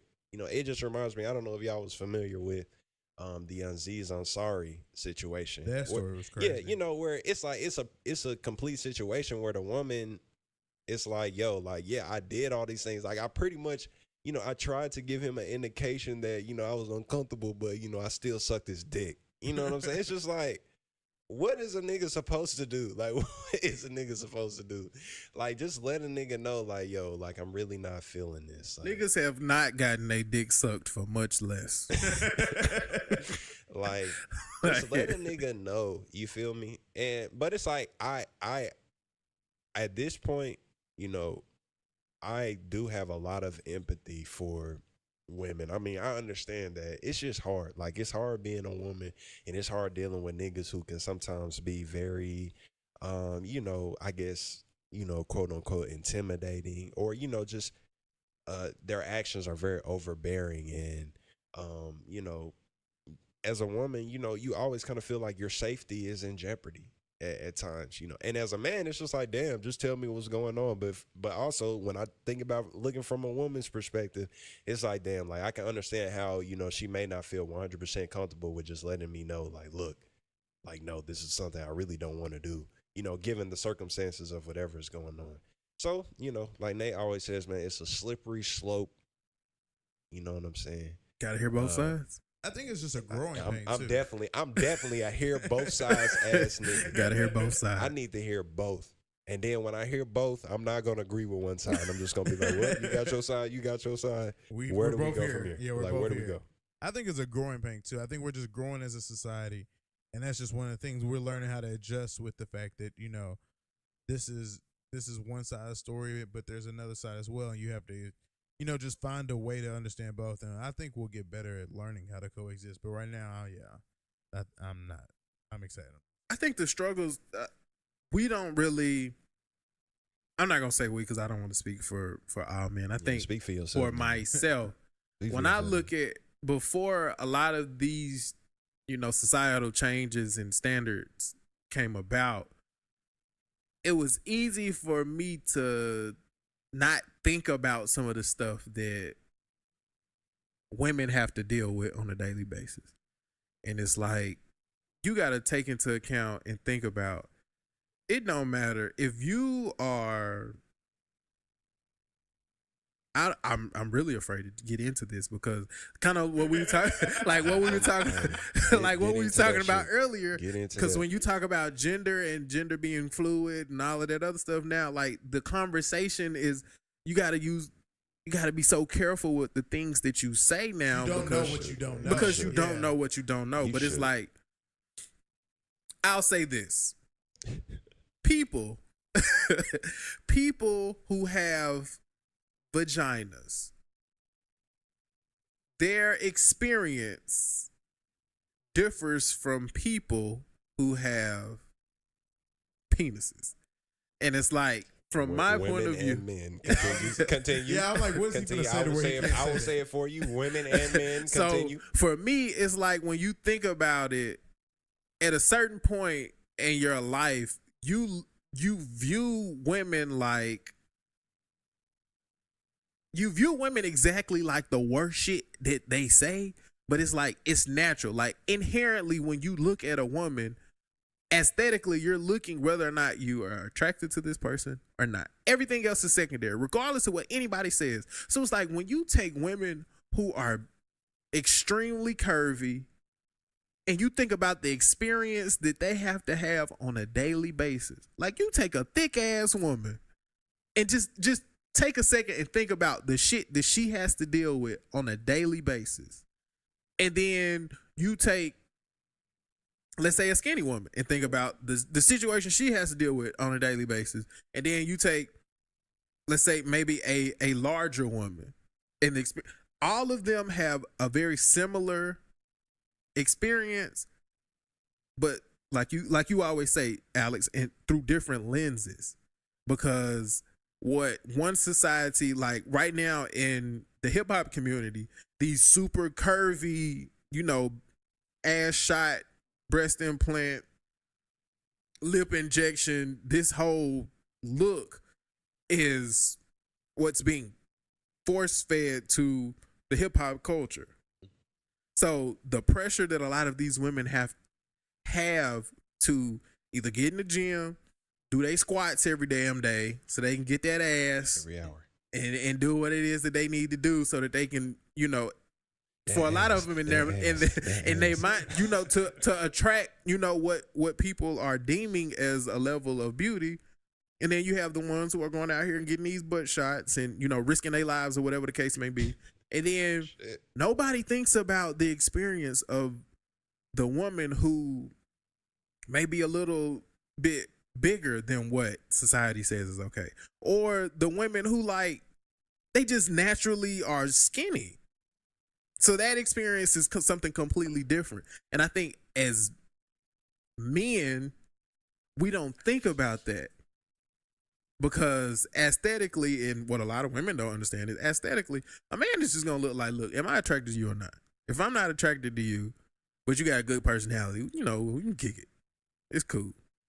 But that experience for a woman is like, okay, why does this person want to have this interaction with me?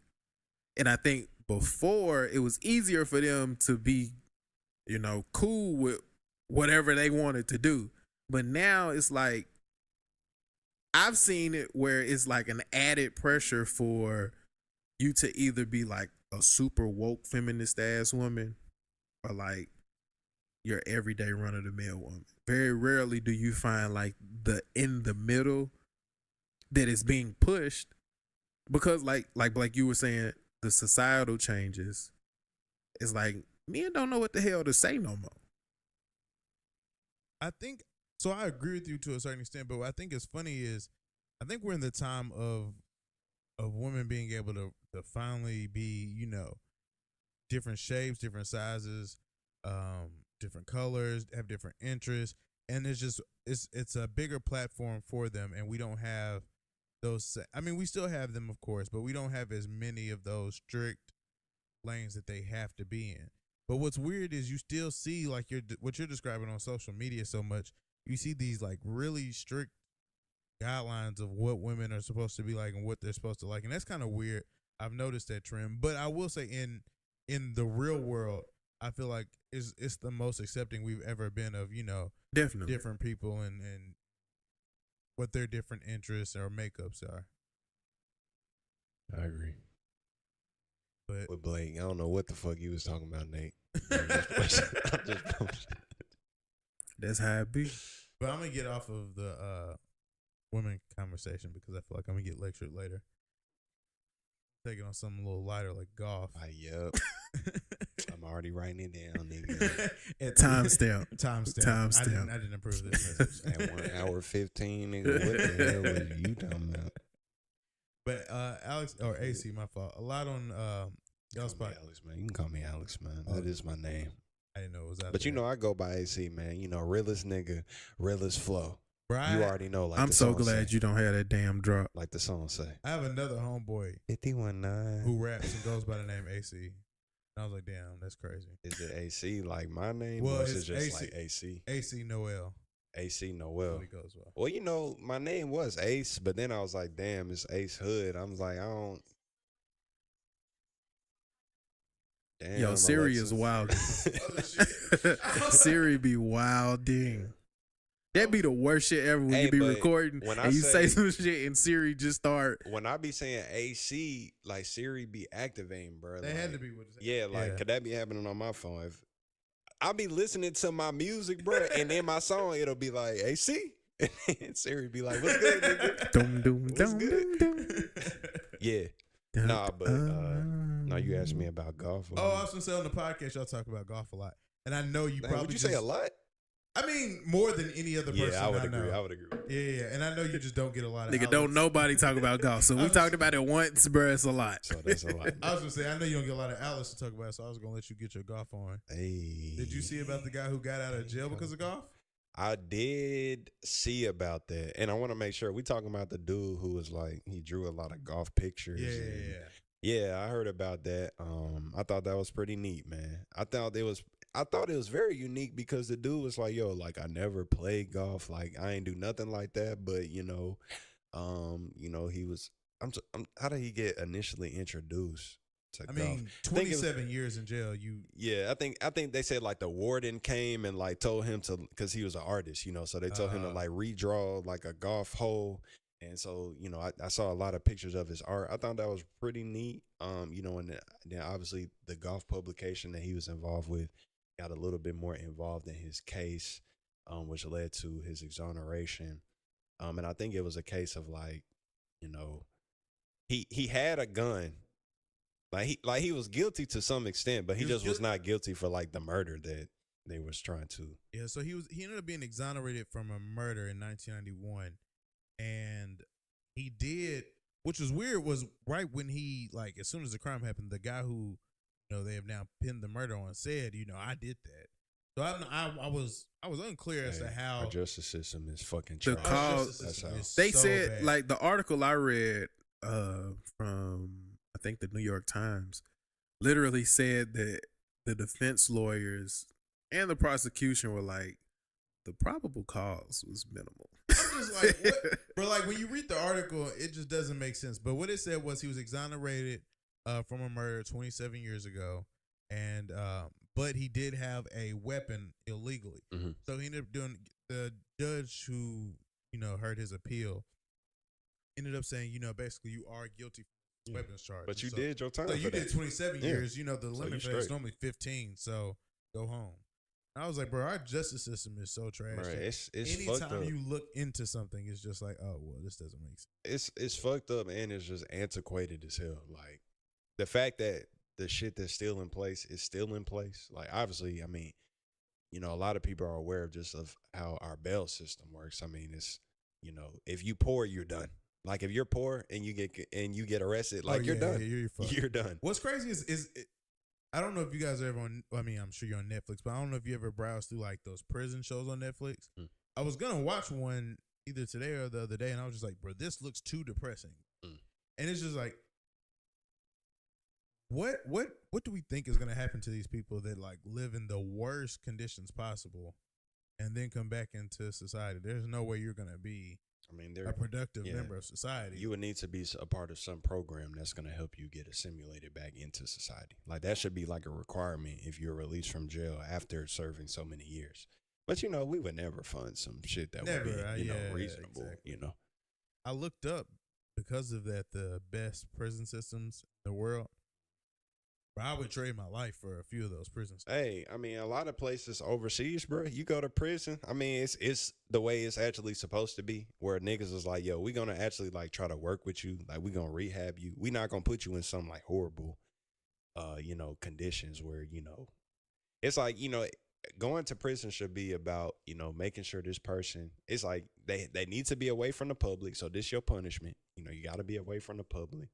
But we got to get you ready. We got to get you back ready to be, a part of public, back in the, in the public, and not, whatever you went to prison for. I mean, you gotta have an incentive to, not go back to a life of crime, whatever you was doing.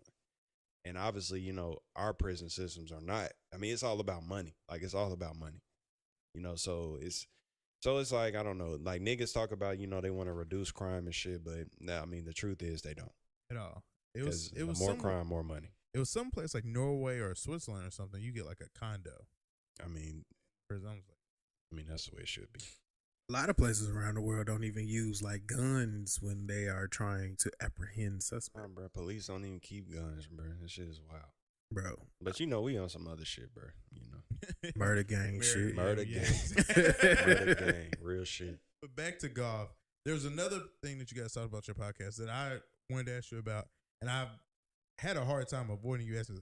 How do you resonate so well with Tiger Woods? How do I resonate with Well, firstly, Tiger do you Woods? consider Tiger Woods black? Do I consider him black? I consider him biracial.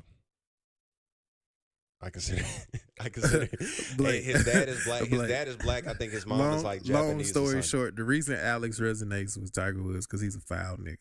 No, well, so I've heard him He call. had black. He He's had a black. foul Half nigga. Japanese. I've heard you call him black before, and I was like, I mean, you don't call Barack black.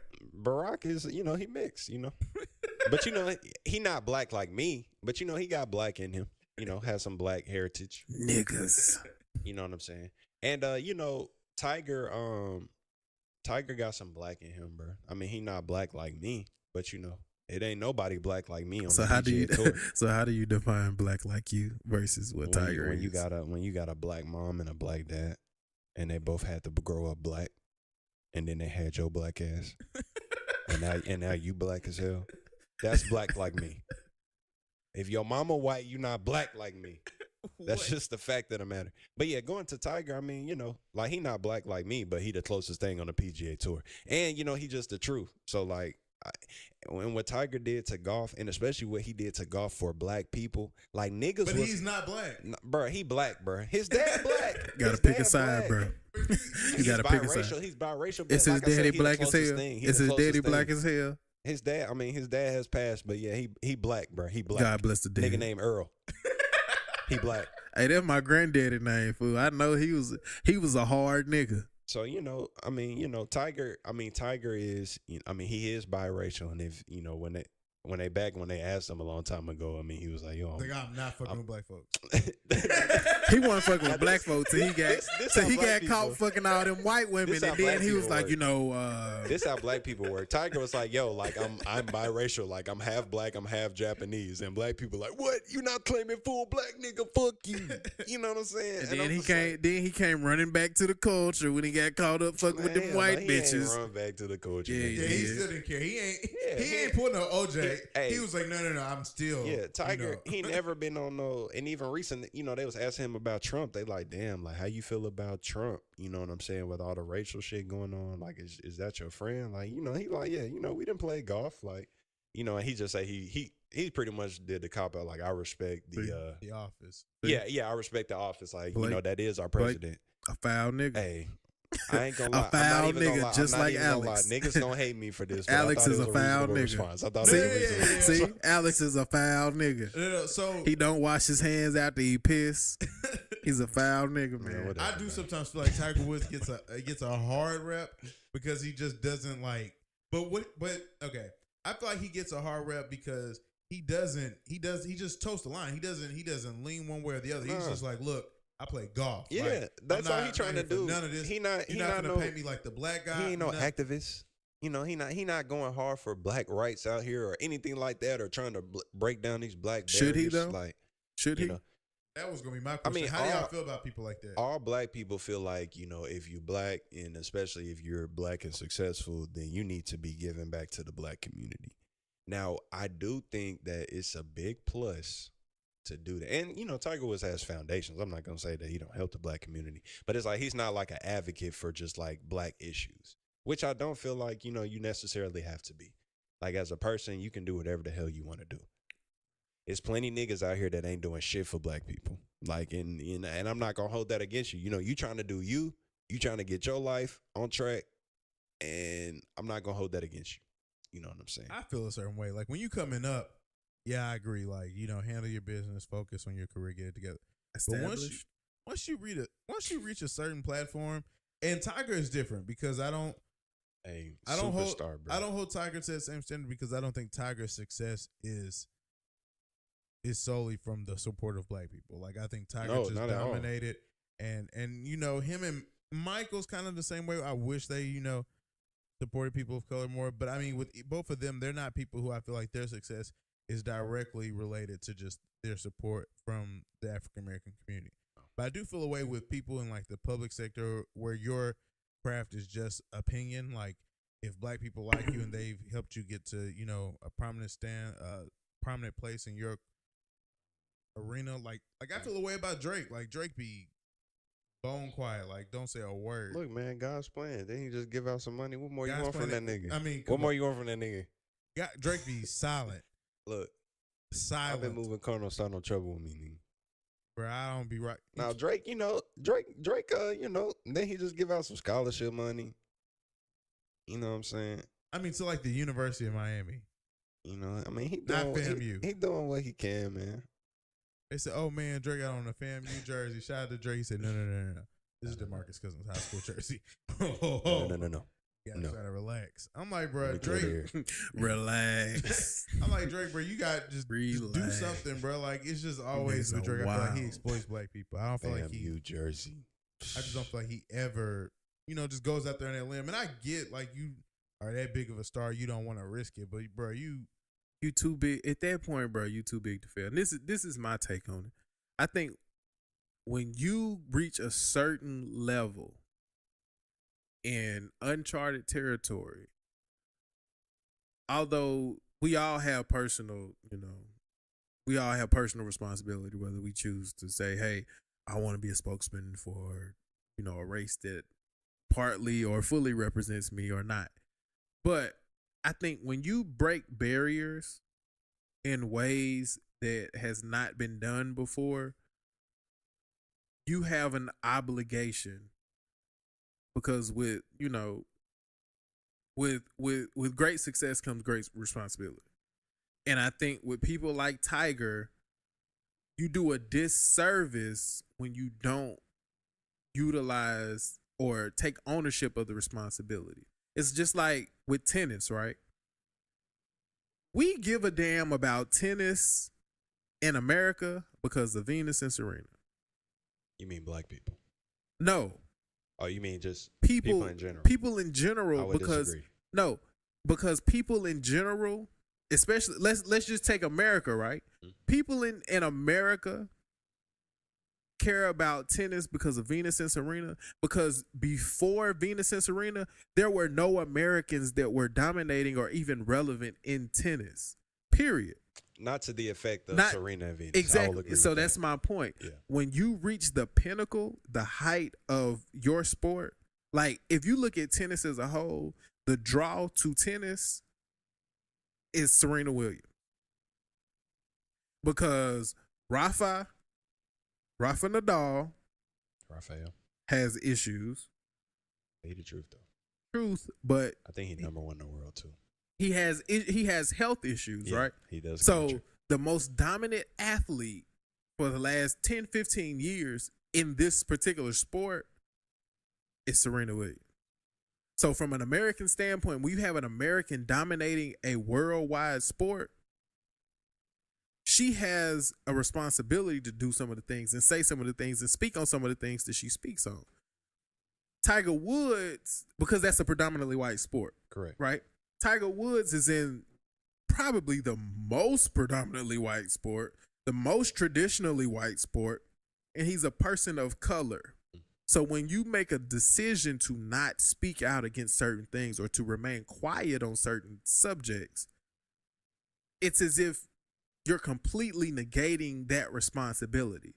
And I think people like when we lump Tiger in with the Michael Jordans and the Charles Barkleys of the world, I don't think it's a fair comparison, because you gotta put him in with the Bill Russells and the Jackie Robinsons, because that's what he is. He broke through a predominantly white sport as a person of color. So when people of color look at you, they don't look at you like you Michael Jordan. They don't look at you like you Charles Barkley. They don't look at you like Allen. They look at you like you Jackie Robinson and Bill Russell. And whether it's right or wrong, I think with great success comes great responsibility. And you have to understand that you have an obligation to do that. Now, whether you choose to do it is completely personal. But I think we would be remiss if we did not say that niggas felt some type of, like when Tiger came out and said, "No, I'm not black, I am biracial." Niggas felt some type of way. Why? Because, I don't know. But you don't know why niggas felt the type of way? No, I don't. Because the nigga biracial. I don't know what else. Niggas felt the type of way because if Tiger Woods was pulled over, or if Tiger Woods was in the same situation that Clifford Harris was in when he was trying to get into his gated community, he was stopped by police officers. They don't see Tiger Woods as biracial. They see Tiger Woods as a black man. So if Tiger Woods gets pulled over by the police, the same experience that you have, whether you see him as a black man or not, that same experience is going to be afforded to him. And I think people get to a certain point where they either realize and embrace the situation and the predicament that they are in, or a lot of the times they get blindfolded to the things that people tell them. And I think Tiger is a prime example. Before all that shit came up with his sex addiction and him cheating on his wife and all that shit, Tiger was America's darling. You know, he was the headliner in golf. He was chasing Phil. No, he was chasing Jack Nicklaus. And, you know, everybody just knew Tiger was the best thing to happen to golf. When Tiger's not doing well in golf from a mainstream sports situation goes, is shit. Don't nobody give a fuck about golf. True. So he controls the pulse of the relevancy of this entire sport in America. I don't know about worldwide, and correct me if I'm wrong, Alex, but I mean, you know, Tiger is, I would say, the biggest golfer in the world. I mean, obviously there's a lot of, you know, European players that are popular, you know, i.e. Rory McIlroy. But, you know, he does control it because the PGA Tour, because there's a lot of European players. I mean, there is a European Tour, but a lot of them play many events that's on the PGA. I mean, that's the biggest one. Because that's what the draw is. Correct, so it's like when correct. you are the draw, I feel like when you're a person of color, people of color look to you as a beacon of hope. And it's like a slap in the face when you come out and say, "Oh, I'm not black, I'm biracial." Then it's like, okay, cool. So now when you know got the Bambi legs on the damn video, when you got pulled over for some bullshit, now all of a sudden you're in a fucked up situation, and you realize, and you're put in a situation where you now have to come to terms with the fact of, as biracial as you feel you are, and as biracial as Alex may think you are, and as biracial as you may very well damn be. Yeah, because you are. People don't view you as biracial. People view you as a black man. So what you want the nigga to say? Like, do you want niggas to be like, "Yo, like Tiger, would you consider yourself black?" Do you want him to be like, "Well, you know, technically I am biracial, but you know, since I live in America and since I have dark skin, you know, people are gonna view me as black. So to answer your question, I guess I'm black." No, I want what I want from Tiger Woods is for him to acknowledge the fact of, it's just like LeBron James, right? When LeBron James had that shit spray painted at his house, he said he set his children down and reminded them that no matter how much money you have, no matter what you do for people, no matter how much change you bring, no matter how much you can impact an entire country, let alone the world, certain people are going to look at you as exactly what you are. And that's a black person who they consider less than. And Tiger Woods, regardless of whether he has a biracial background, whether his mother is black or white, Tiger Woods looks like a black man. I know fully black people who look more white and more biracial than Tiger Woods. Hey, but I'm gonna go ahead and keep it 100 with you. Tiger Woods is one of the few niggas that I think in this world who is never, it's like, you know, we talk about, like you just said, like, in most instances, like, no matter what, if you look black, like, you know, niggas gonna treat you like a nigga, like they gonna treat you black. Tiger, bro, to me, he transcend all that shit. Like, this nigga is. They said the same thing about OJ. Hey, but OJ, see, the thing about, I'm not black, I'm OJ. The thing about OJ, okay. you know, and for the most part, like, I mean, that was true. Like he was a darling, you know what I'm saying? But I mean, once you until he wasn't a darling anymore for murder, for murder. Till you kill a white woman, nigga. I mean, you're not gonna be the darling. That's no cool, more. but bruh, if you let's be very honest, right? let's be very real. That shit with Tiger Woods and cheating on his wife. When did that shit happen? Like 6-7 years ago? Like 09. Cool. So we talking almost a decade ago that shit happened. Correct. Folks are just now within the last 3 years getting back on the Tiger Woods train. I mean, I would disagree. The Tiger Woods cheerleading train. I would disagree. That's cool because you have a whole, you have a whole separate intelligence in the golf community. What I'm talking is mainstream media. Mainstream media was like, fuck Tiger Woods. I think it's because he's been hurt. I think it's because he's been hurt. Yeah, the only reason this nigga been out the limelight is because the nigga got hurt. Like all the shit went down. It was bad. He came with the apology press conference. Nike was like, shit, we rolling with you. We got the ads coming right after the shit. You know what I'm saying? Like, with your dad voice, he passed. Got your dad voice. Didn't Phil Mickelson get hurt at some point? What wasn't he hurt? Cause I wouldn't know. I distinctly remember that nigga having a fucking what's that shit? An Icy Hot commercial. And a Dr. Scholl's commercial because this nigga was injured on the tour and this nigga got endorsements because he was hurt and he had stopped playing for like 2 years. This nigga was still in the damn limelight.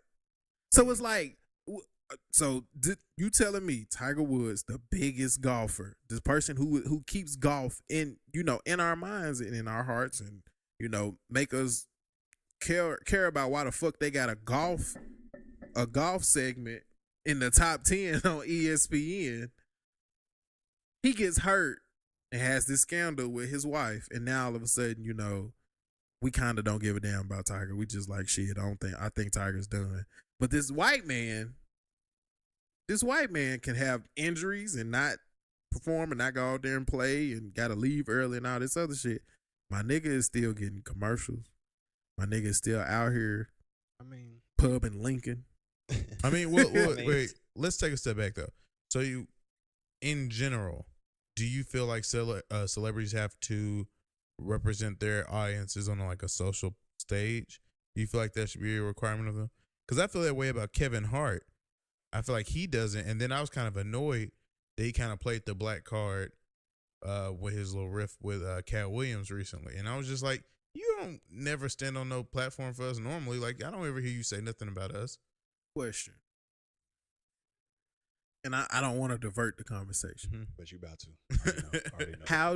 How do you feel about what he had to say with everything that is going on between he and Cat Williams? I generally agreed with Cat Williams, but I just thought it was kind of corny for him to place that, like, I'm a black man out here trying to give black folks opportunities. And it's like, you be in all these movies with white folks and you don't be like really just be out here championing black people. But I mean, you can't argue for, he's doing a movie obviously with Cat Williams. He's producing it. I mean, with Tiffany Haddish, and he's producing it. It's a very fair point. And I mean, I really wasn't really here for what he was saying about himself, actually. But what he was saying about Cat and Mike Epps and about them, like, you both had opportunities and you guys botched it. And I, had the discipline to not do that. And even though you may be funnier or you may feel like you're funnier than me, I'm the person who was responsible enough to keep my priorities in check and get the job done and get this money. And now I'm trying to, pass that on to the next person and help pull them up. Don't be hating on me because, you couldn't do that. And I mean, I don't understand how you can argue against that. And I don't know the behind the scenes of Cat Williams or Mike Epps, but they both do appear high more times than not when I see them. So, I mean, it's a fair argument. But, I mean, in general, I just didn't think Cat, like, once it got to the point where people were, like, fact-checking what Cat Williams was saying, it was just like, this is stupid. Like, there's no, like, you're lying. You're just telling lies. I said I had 5 more specials than Eddie Murphy. 3 more than. I'm like, damn, is this true? Niggas in the room like, is this true? Facts don't matter. He said, I own all of the rights. All of my rights. It's the highest grossing special thanks to Atlanta. Bro, 23 million. You Google those credits and like he doesn't even own a production company. Is what Kevin Hart said all that shit was a lie. He's like, the niggas lied. Like, none of it was But true. see, what's crazy is niggas went and fact checked what Kevin Hart was saying. It was like, that nigga was lying too. So it's like, I was like, damn, so who the fuck we supposed to what believe? did they say Kevin Hart was lying about? About where he ranks all time and the number of specials that he's done. His tickets, his gross ticket sales, shit like that.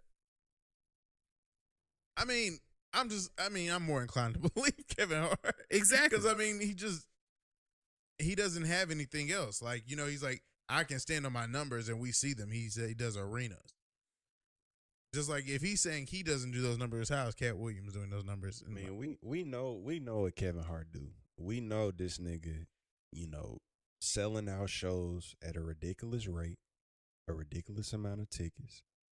And it's like to hear Cat Williams talk about how, he's possibly doing more than Kevin, got more specials and making more money. I mean, when he brought up he said the 15th consecutive year 100 city tour, 15th. It's like, bruh. No, like there is no way. There is no way. Like that is improbable and most likely Facts don't matter. Fake news. Facts do not matter. Fake news. Like my boy say. Because that is your boy. My boy. My boy. My boy. Boy. Oh, you're just not even gonna clean it up. I thought so. That's my guy. No, he just let that shit cook. Shout out Donald, man. Oh, that's wild. Yeah, not Glover. No, definitely not Glover. No. Can we?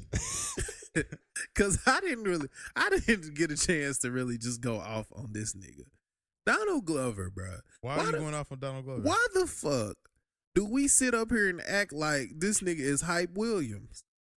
Wait, what do you mean? Like Donald Glover can drop a video, right? And there'll be 76 think pieces on that shit the next day, and nobody knows what the hell is even going on. I mean, they be hard though. They be hard, but we not just finna sit up here and act like this nigga made belly. Like, I'm not gonna hold you. I don't know. Now I can't name you. I don't know if I've ever seen a Donald Glover music video before This Is America. Oh wait, I've seen the one where him and Chance are surfing. But outside of that, with the iconic gif where they sitting on the car. Yeah. Well, so ignoring that and just talking about the more recent stuff with This Is America, and then what's the other one with the kid? Everybody in hip hop and like kids. What's that? No clue what the song's called. You just asked me about it because I hadn't watched it.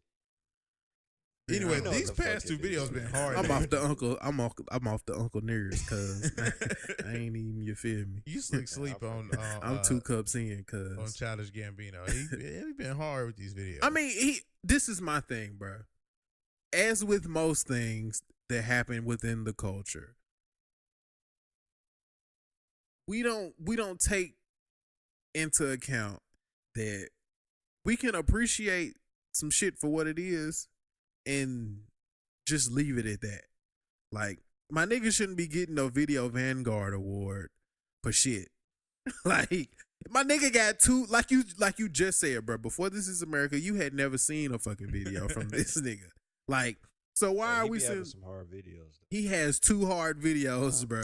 Missy Elliott has 6 and don't have a Vanguard award. Missy Elliott got more than 6 hard videos. Like, exactly. So that is more than 2. So that's my point. Also, he don't have a Vanguard award. Oh, okay. I'm just saying, bro. I was like, did he really win that? In theory, what we sit up here and talk, because, like, was it last episode? I think last episode we talked about. We was just talking about his BET like nominations. the BET nominations. What was he nominated for? He is nominated for Lyricist of the Year. Wait. Hold on, let's backtrack. Are we talking the BET Hip Hop Awards? Yes. Yeah, Hip Hop Awards. Okay, I mean, Lyricist of the Year, Blake. All right. Lyricist. I can't bring myself to get upset about the BET Hip Hop Awards. I think the jig is up. I think we just know the jig is up. I think we just know they want to do like a million ciphers. And they have to have people get on stage and accept awards. So they're just picking like, this person might come, so we're gonna nominate him for everything. Like I don't think anybody's sitting there and is like, you know what? I really felt the lyrical, Childish killed this. Yeah, I don't think Killed anybody's this. really doing that. This is America. Yeah, I'm not getting upset. My I don't nigga. even know. I don't even know anybody who watches the awards. I just wait for the. The tweet. Yeah, we watch it as a family. No, On no, Twitter. I don't even wait for that. I just want to see the videos of the ciphers. True. And I'm ignoring half of them. It's just got to be the right cipher. Hey, lately been kind of slow. Yeah, I don't know who they'll be able to get. get this year that They I would used to care be about. hard. You know, they get the whole. Oh, you know clip Eminem together. coming with part I 3 for the don't wanna hear MGK that shit. I get so MGK insulted. shit. I get so insulted and upset every time somebody sends me an Eminem song. Or I saw a Eminem think piece the reference. other day about him potentially being, not potentially, but them saying that he is coming in and trying to impact the culture the same way that they do industry plants, because the irony in that his response to MGK was the biggest YouTube debut of any. Bro, I do not care. Bro, There's nothing Nobody like- in the culture care about Eminem, bro. Outside of him probably dying, there's nothing. Oh wow! There's no. Realistically, I agree, This but this nothing outside but of fact him right dying, here, so, there's no news headline I see about Eminem, and I'm like, oh, I have to hear this. yeah, it's just I'm sorry. Marshall man. don't do it for you. Bro, in 2018, He bro, I does don't not need tickle that. Blake's fancy. I don't need that at all, bro. Like, Have you heard an Eminem song in 2018? No, and I'm assuming bro, I'm not clicking it. it's a Bro, rap. Pangay floods my inboxes every time Eminem. Hey, can we drops. take a second and just acknowledge how trash Pengay is? So for the listeners that don't know, Man, Pangay this is is a Nate. friend of the show, and he will definitely be a Blake, not guest on me. here at some point. But Pangay has made 2 music recommendations for me in the past, I guess, 6 weeks. And they involved Eminem. One of them involved Eminem. So the first but one's didn't. Eminem, which is respectable. If that's what you like, it's just not for me. Nah, that ain't it, Chief. So now this is the one where I've blocked him on my phone, all social medias, group me, all. He was like, bro, this new Bad Barbie. And I didn't know who that was. Nah, the you Catch ain't Me talking about- Outside you girl? ain't talking about the Dr. Phil girl. Bro, why would you send me that? Like, if Hey, that bad Barbie though. as 2 grown men who I respect and I think you're decent young men. Like, I just would never. I feel like that's insulting to send it to you. Like, Yo. I can't call myself a friend and be like, yeah, check this out. Yo, check out this bad baby. Bro, Hey. Nah, he had to cuz. get blocked. You know she fucking with Trippie Redd. Another young nigga. I'm not. Nah. Is he sick? Like, what's his thing? Why does he look like that? That's just how that nigga look, You just bro. have to speak with his parents, bro. I don't know what else to tell you. There's no thing, like nothing. I think he just Nothing facially noted, man. You challenged. just an asshole. I'm Like- dead serious. My nigga is dead I'm ass. dead You're just a serious. dick. My That's nigga is all. just He's perfectly fine. aesthetically You just- handicapped. I'm gonna Google this after the show. I He's know for a fact. I believe he's just aesthetically You just handicapped. mean, bro. You just a mean person. He That's might all. have a slight He touch of I regular. eczema. guarantee y'all this. We're gonna look into it. I guarantee. He may have eczema, bro, or he just may It's be not ashy. I don't think it's that. He might just be ashy a little bit. It's fool. not. Man, this is Blake and Nate. I would never be disrespectful. My nigga, you to are him. a Trump supporter, so you just gonna have to just get all the way out a lot of the the window. listeners might not be aware that you're still good with that. No, I guess. Okay, so They I'm don't like- like. I'm They like, don't. you should They probably don't say know something. you. I'm gonna go for ahead. real. I'm gonna go ahead and give a little clarity for niggas who don't know who I am. He's finna double down. Who I am. I've seen this before. Oh, I love to double down on something like they be like, yo, I know he gonna clean it up. No, nigga, I'm no, gonna double fuck no. down. He's on gonna it. double down. Nah, but shout out to the After5ive Podcast. If you're a regular listener, which I'm assuming most of you are not, niggas like to pay me out as a Trump supporter. Really, I'm just somebody who Nate would call me an apologist, a Trump apologist. But, I'm just, like we said earlier, I play both sides. So, I like to hear both sides. So if niggas want to call me a Trump supporter, it's whatever. I mean, the election happened. I put in a vote. It was not for Donald Trump. So that's fact. But, Trump, to me, he not as bad as they make him out to be. And I mean, he not good at all. He not good, but he not as bad as they make him out to be. That's all it is. So shout out Trump, man. Out here, how hard that was. I'm to gonna just leave that get alone. through. I'm just gonna let you live on that island by yourself. It is what it is, He's man. a foul nigga. Nah, niggas know what it is, man. We can have any type of conversation. I'm always reasonable when speaking about Trump. To me. Yeah, you got it on that Trump album. To me, I'm cool on Trump. I'm just not just gonna be on just like on some like, yo, like whatever this nigga do, fuck that nigga. He done some fucked up shit, but like, I'm still got my eyes open for the shit he doing because the nigga's still in office, so like he still, I still be hoping that he gonna make, some shit that do go right for niggas. What has he done that you mess with thus far? What has he done? I can't tell you something he's done that I fuck with. Okay. But I really can't tell you shit that he's done that I don't fuck with. Yeah, okay. So the drink rating for it's your boy Acee, man. Real as fuck. He said, I really can't tell you anything. Oh, okay. It's like, I'm just talking about like policy. Okay. Like, okay, obviously, okay. It's like there's shit that's obvious that I don't even have to speak on. Clearly this nigga is just awful. This nigga should not be the president of the United States. I don't know what else to say. But really, like what type of shit does he really put into effect that I'm just like, damn, I really did not fuck with that. I can't give you one. How'd you feel? Well, I guess the kids wouldn't just on him. Those were that was being done before. Yeah, and because Nate had brought that up, but yeah, I think that that's something that's kind of been going on, but it's just kind of being highlighted with Trump. Because he's a foul nigga. Trump is a foul nigga. At least he definitely speak foully. Like he definitely don't speak presidential. You seem conflicted. Like, do you? No, like I said, I'm gonna play both sides as nigga. I don't know what else to say. I'm not just gonna completely shit on the nigga, but he is also bad. Cause you was a foul nigga. I don't know what else to say. Like it don't have to just be, completely fucked the nigga. I'm for sure gonna chop part of that up and use it as the promo. Like that's gonna be my. You are gonna be my first clickbait. As long as it does not misrepresent what I'm saying. It's going to completely misrepresent what you're saying. Bro, you don't even know what you represent when you say what you say. I do know. Everything I say is how I feel. That's just real shit. Yeah, I can't wait to have my first clickbait piece. Thank you for that. I really appreciate it. I don't know what else to say. It's definitely gonna be certain. Like I can't name anything bad that Trump has done. It's gonna be something centered around. Yeah, whatever. Man. whatever. It's definitely gonna be. So you one of them niggas? Oh yeah, we like shade room. Nigga, we not gonna get no fucking plays, bro. We ain't gonna get no subscriptions off this shit. Like, goddamn, this is not on brand. We specifically had a conversation before we started recording. Look, Alex, you got to stay on brand. You got to stay on brand. This is a crossover opportunity for us. Brand. And then you get on here with this damn Trump praising apologist shit, and now you feel. See, this would be wrong. You using words like praise, like, because this what niggas do. Niggas be like, if you don't completely shit on Trump, nigga, you love that nigga. Like, damn, no, I don't. Like, I don't love the nigga. It's like, but I'm just not gonna be like, yo, Trump is like, I don't know. Like, to me, he just a white dude, bro. Like, I don't know. Like, he a white dude. He act like white dudes act. You know what I'm saying? Like, alone. Like, but he just like way more. He just like that in front of everybody. Like, yeah, he just way more upfront about the shit. But he just just like plenty. So basically, you telling me Trump just keeps it a buck? That's what you telling me. By definition of keeping it a buck, as in, just being like, like unapologetically too honest sometimes. Yeah. If you had just said yes when he asked that was going to be clickbait part 2. I ain't going to let you. I've said enough.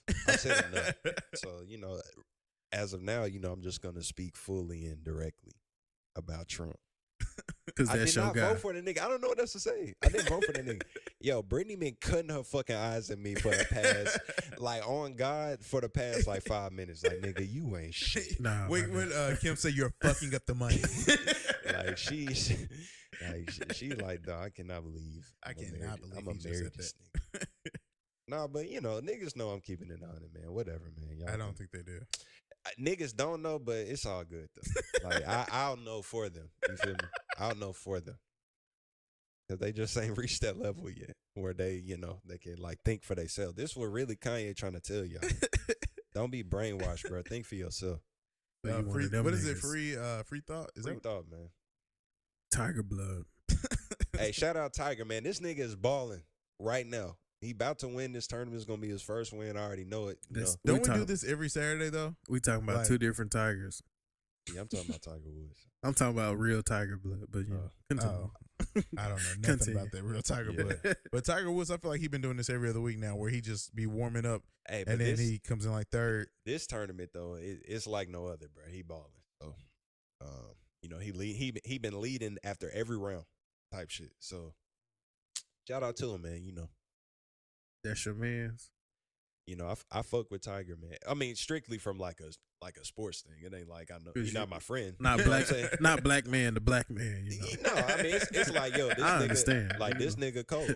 I went to school with niggas like you. I get what you're saying. I mean, he cold. It ain't because it is a plus because he. Nah, don't try to clean it up. It's cool. We just gonna let that rock. Yeah. I fuck with him. Shout out Tiger, man. Shout out T Dub, man. Black athletes. All right. Well, I'm gonna go ahead and start the drink rating now. For Uncle Nearest, I'm a huge Uncle Nearest fan, so I love that part of it. But the mix of it kind of, you can't really get the Uncle Nearest flavor anymore. It just kind of, it doesn't have that kick anymore. Get lost in the other shit. Yeah. So blue shit. I think I'm gonna give it a solid 7.5 still though, because I do still mess with it. I don't know when I'm gonna find a bad drink though, because everything's like been high. But I'm gonna give it a solid 7.5. So I fuck with it, Nate. Out of 10. Yeah, out of 10. That's average. Nah, they got 8. You can take that. It was great. But I really appreciate y'all coming. Yo, MAGA hat wearing ass up food. So you trying to check? Finna give man I'm food. I'm finna get Siri on your ass. That's fine, food. Little chin strap ass. Damn, fool. Bro, I don't even want to go in because, like, we got a podcast and shit. And I need our friendship to stay intact. I don't want you to quit and shit. Freaky nigga ass. How freaky? Long face ass nigga. Quit talking to me. You're not being professional. What is wrong? But yeah, I appreciate y'all coming through, doing the podcast. Did y'all want to go ahead and plug After 5? Sure, man. Also, we appreciate you even inviting us to do this. I mean, it's a pleasure. But yeah, man, be sure to tune in to me and Nate's podcast, After 5. We drop every Friday. You can find us on SoundCloud, on Apple Podcasts. What's the other available? Stitcher, Google Play. Yeah, if you really down with us, man, you'll fuck with us. After 5. That's after the number 5. IVE. So the 5 is in place of the F in 5. But yeah, man. I always appreciate the opportunity. It was great speaking with you, Nate. Did you have some words? Yeah, man. I just shout out to you, Blake. So many people say that they want to do a podcast, and very rarely do they follow through. So the fact that you are following through in the way in which you're following through, like, listen to the first episode, shit was fire. So shout out. What's your friend's name? Darius and Woods were on the first episode. So shout out to them, man. Very Jay Wood, bro. I got a funny ass Jay Wood story. I need to see that nigga again so I can tell several him funny Jay Wood stories, bruh. When I heard this shit, I tweeted and was like, bruh, listening to that shit made me think about all the conversations that me and Jay Woods had, like, back in the day. And I was like, damn, you don't realize how much you take for granted certain relationships and interactions that you have until you hear them again. And you like, damn, bruh, like, I missed that shit. Yep. But, it was cool to hear it in that way. So shout out to you, Blake. And like Alex said, thank you for having us on in this format, because it's really cool to be in a structured format, because and also me and Nate ain't been in person doing a podcast in like long ass time, in like 3-4 months. In a long time. So bro. This has been a completely, you feel me? Like, I ain't seen this nigga in a minute. Actually. Yeah, because like when I come to Memphis, bro, this nigga will not text me back. He will not text me back. And then this nigga was in Chattanooga, bro. He was in Chattanooga. I did think y'all recorded recently when he came to Chattanooga. He was in Chat down the street from where I live currently. I wasn't in Chat for Nate this. And this nigga was like, some other shit. Hey, bro, let me hit you back when I get back to the M. I was like, boy, I hate niggas, bro. When I like niggas, and then hit me like Monday, like, yo, so you got the topics and shit, like, strictly business, bro. Fuck this nigga, man.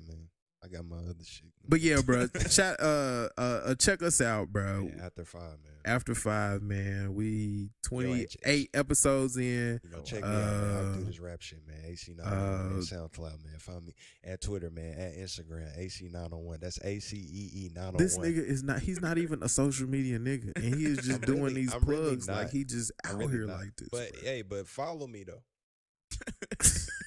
Tag me in it, like follow him, bro. Did you want to plug your social media? My shit is fuck that nigga shit, dog. At AC, his shit is at AC. No, my shit is at your favorite G. You feel me? What kind of shit is that? You need to change this shit. Nigga, you can't even own your name. You had to add an extra unnecessary I got my city on that. First of all, that's been my name, and I got my city on that motherfucker. Lil E ass nigga. But yeah, man, check us out. After5 Podcast, your after work vibe. Rate us 5 stars. 5 stars, please. 5 stars, please. Even if you don't think it's 5 stars, just go ahead and go 5 stars.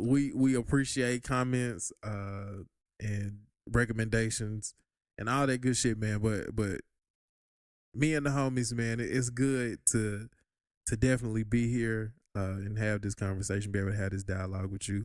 Hopefully, we'll be able to do another podcast crossover and have you on After5. So yeah, looking forward let me to know it. the place. I'm be extra with it. That's when Blake got to be extra. Like it's like you I'm know, never extra. Like when you the guest, nigga, especially on our show, you can say whatever you want to say. I encourage it. Well, now I really appreciate y'all coming through, and it'll be dope to have y'all on here, and I can't wait for everybody to hear it. I know a lot of people are gonna be excited for it. I did talk to Scoob about it, and I know he was like hyped for it. And as far as the podcast, please keep reviewing, rating, and sharing it, and following us on social media at _me and the homies. We appreciate your support. Your support for the first episode was crazy. I got so much feedback. I talked to people I haven't talked to since like 2009. It was crazy, but no, I'm really excited, and I thank everybody for the support. I thank y'all again for coming through. No doubt, man. Yeah, and I gotta apologize because I'm for sure gonna miss birthdays every week, but follow us on social media and send in your birthday shout outs for your week, and we'll definitely try and get to you. Do you have any birthday shout outs? Shout out to my fiance Brittany, man. First lady of the she turned After5. She turned 25 this week, man. It's lit. So yeah, man. Shout out to her. All right, I also got to shout out Jay Woods. He was on our first episode. Shout out to Kanisha. Shout out to Chicago. Shout out to Lily, Meg. Shout out to Dance. And also birthday shout outs to 2 people who've passed away. We got Brian Cook and Ernest. All right, thanks, y'all. Happy birthday, homie. For me? Yeah.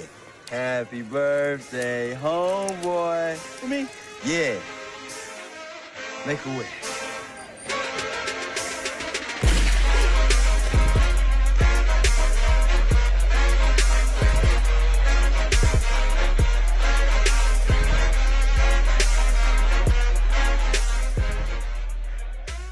Some older niggas got bedtimes and shit. Old dad niggas. You understand that you are right there with us. Oh no, I'm not. He does not embrace right no, I'm not. the fact that he is I'm no longer a What are you, spring 2 years chicken. older than him? I'm living my best life. How old are you, Alex? You 25? I'm young as fuck. Don't add that year on me, nigga. Don't add that. My girl 25, nigga. Old ass. No, man, I just turned 24. Okay, I'm 3 years older than you. You Old as understand? fuck. There's no like. And I'm Old 2 as years fuck. older than Old you. as fuck. What do Old you as think? fuck.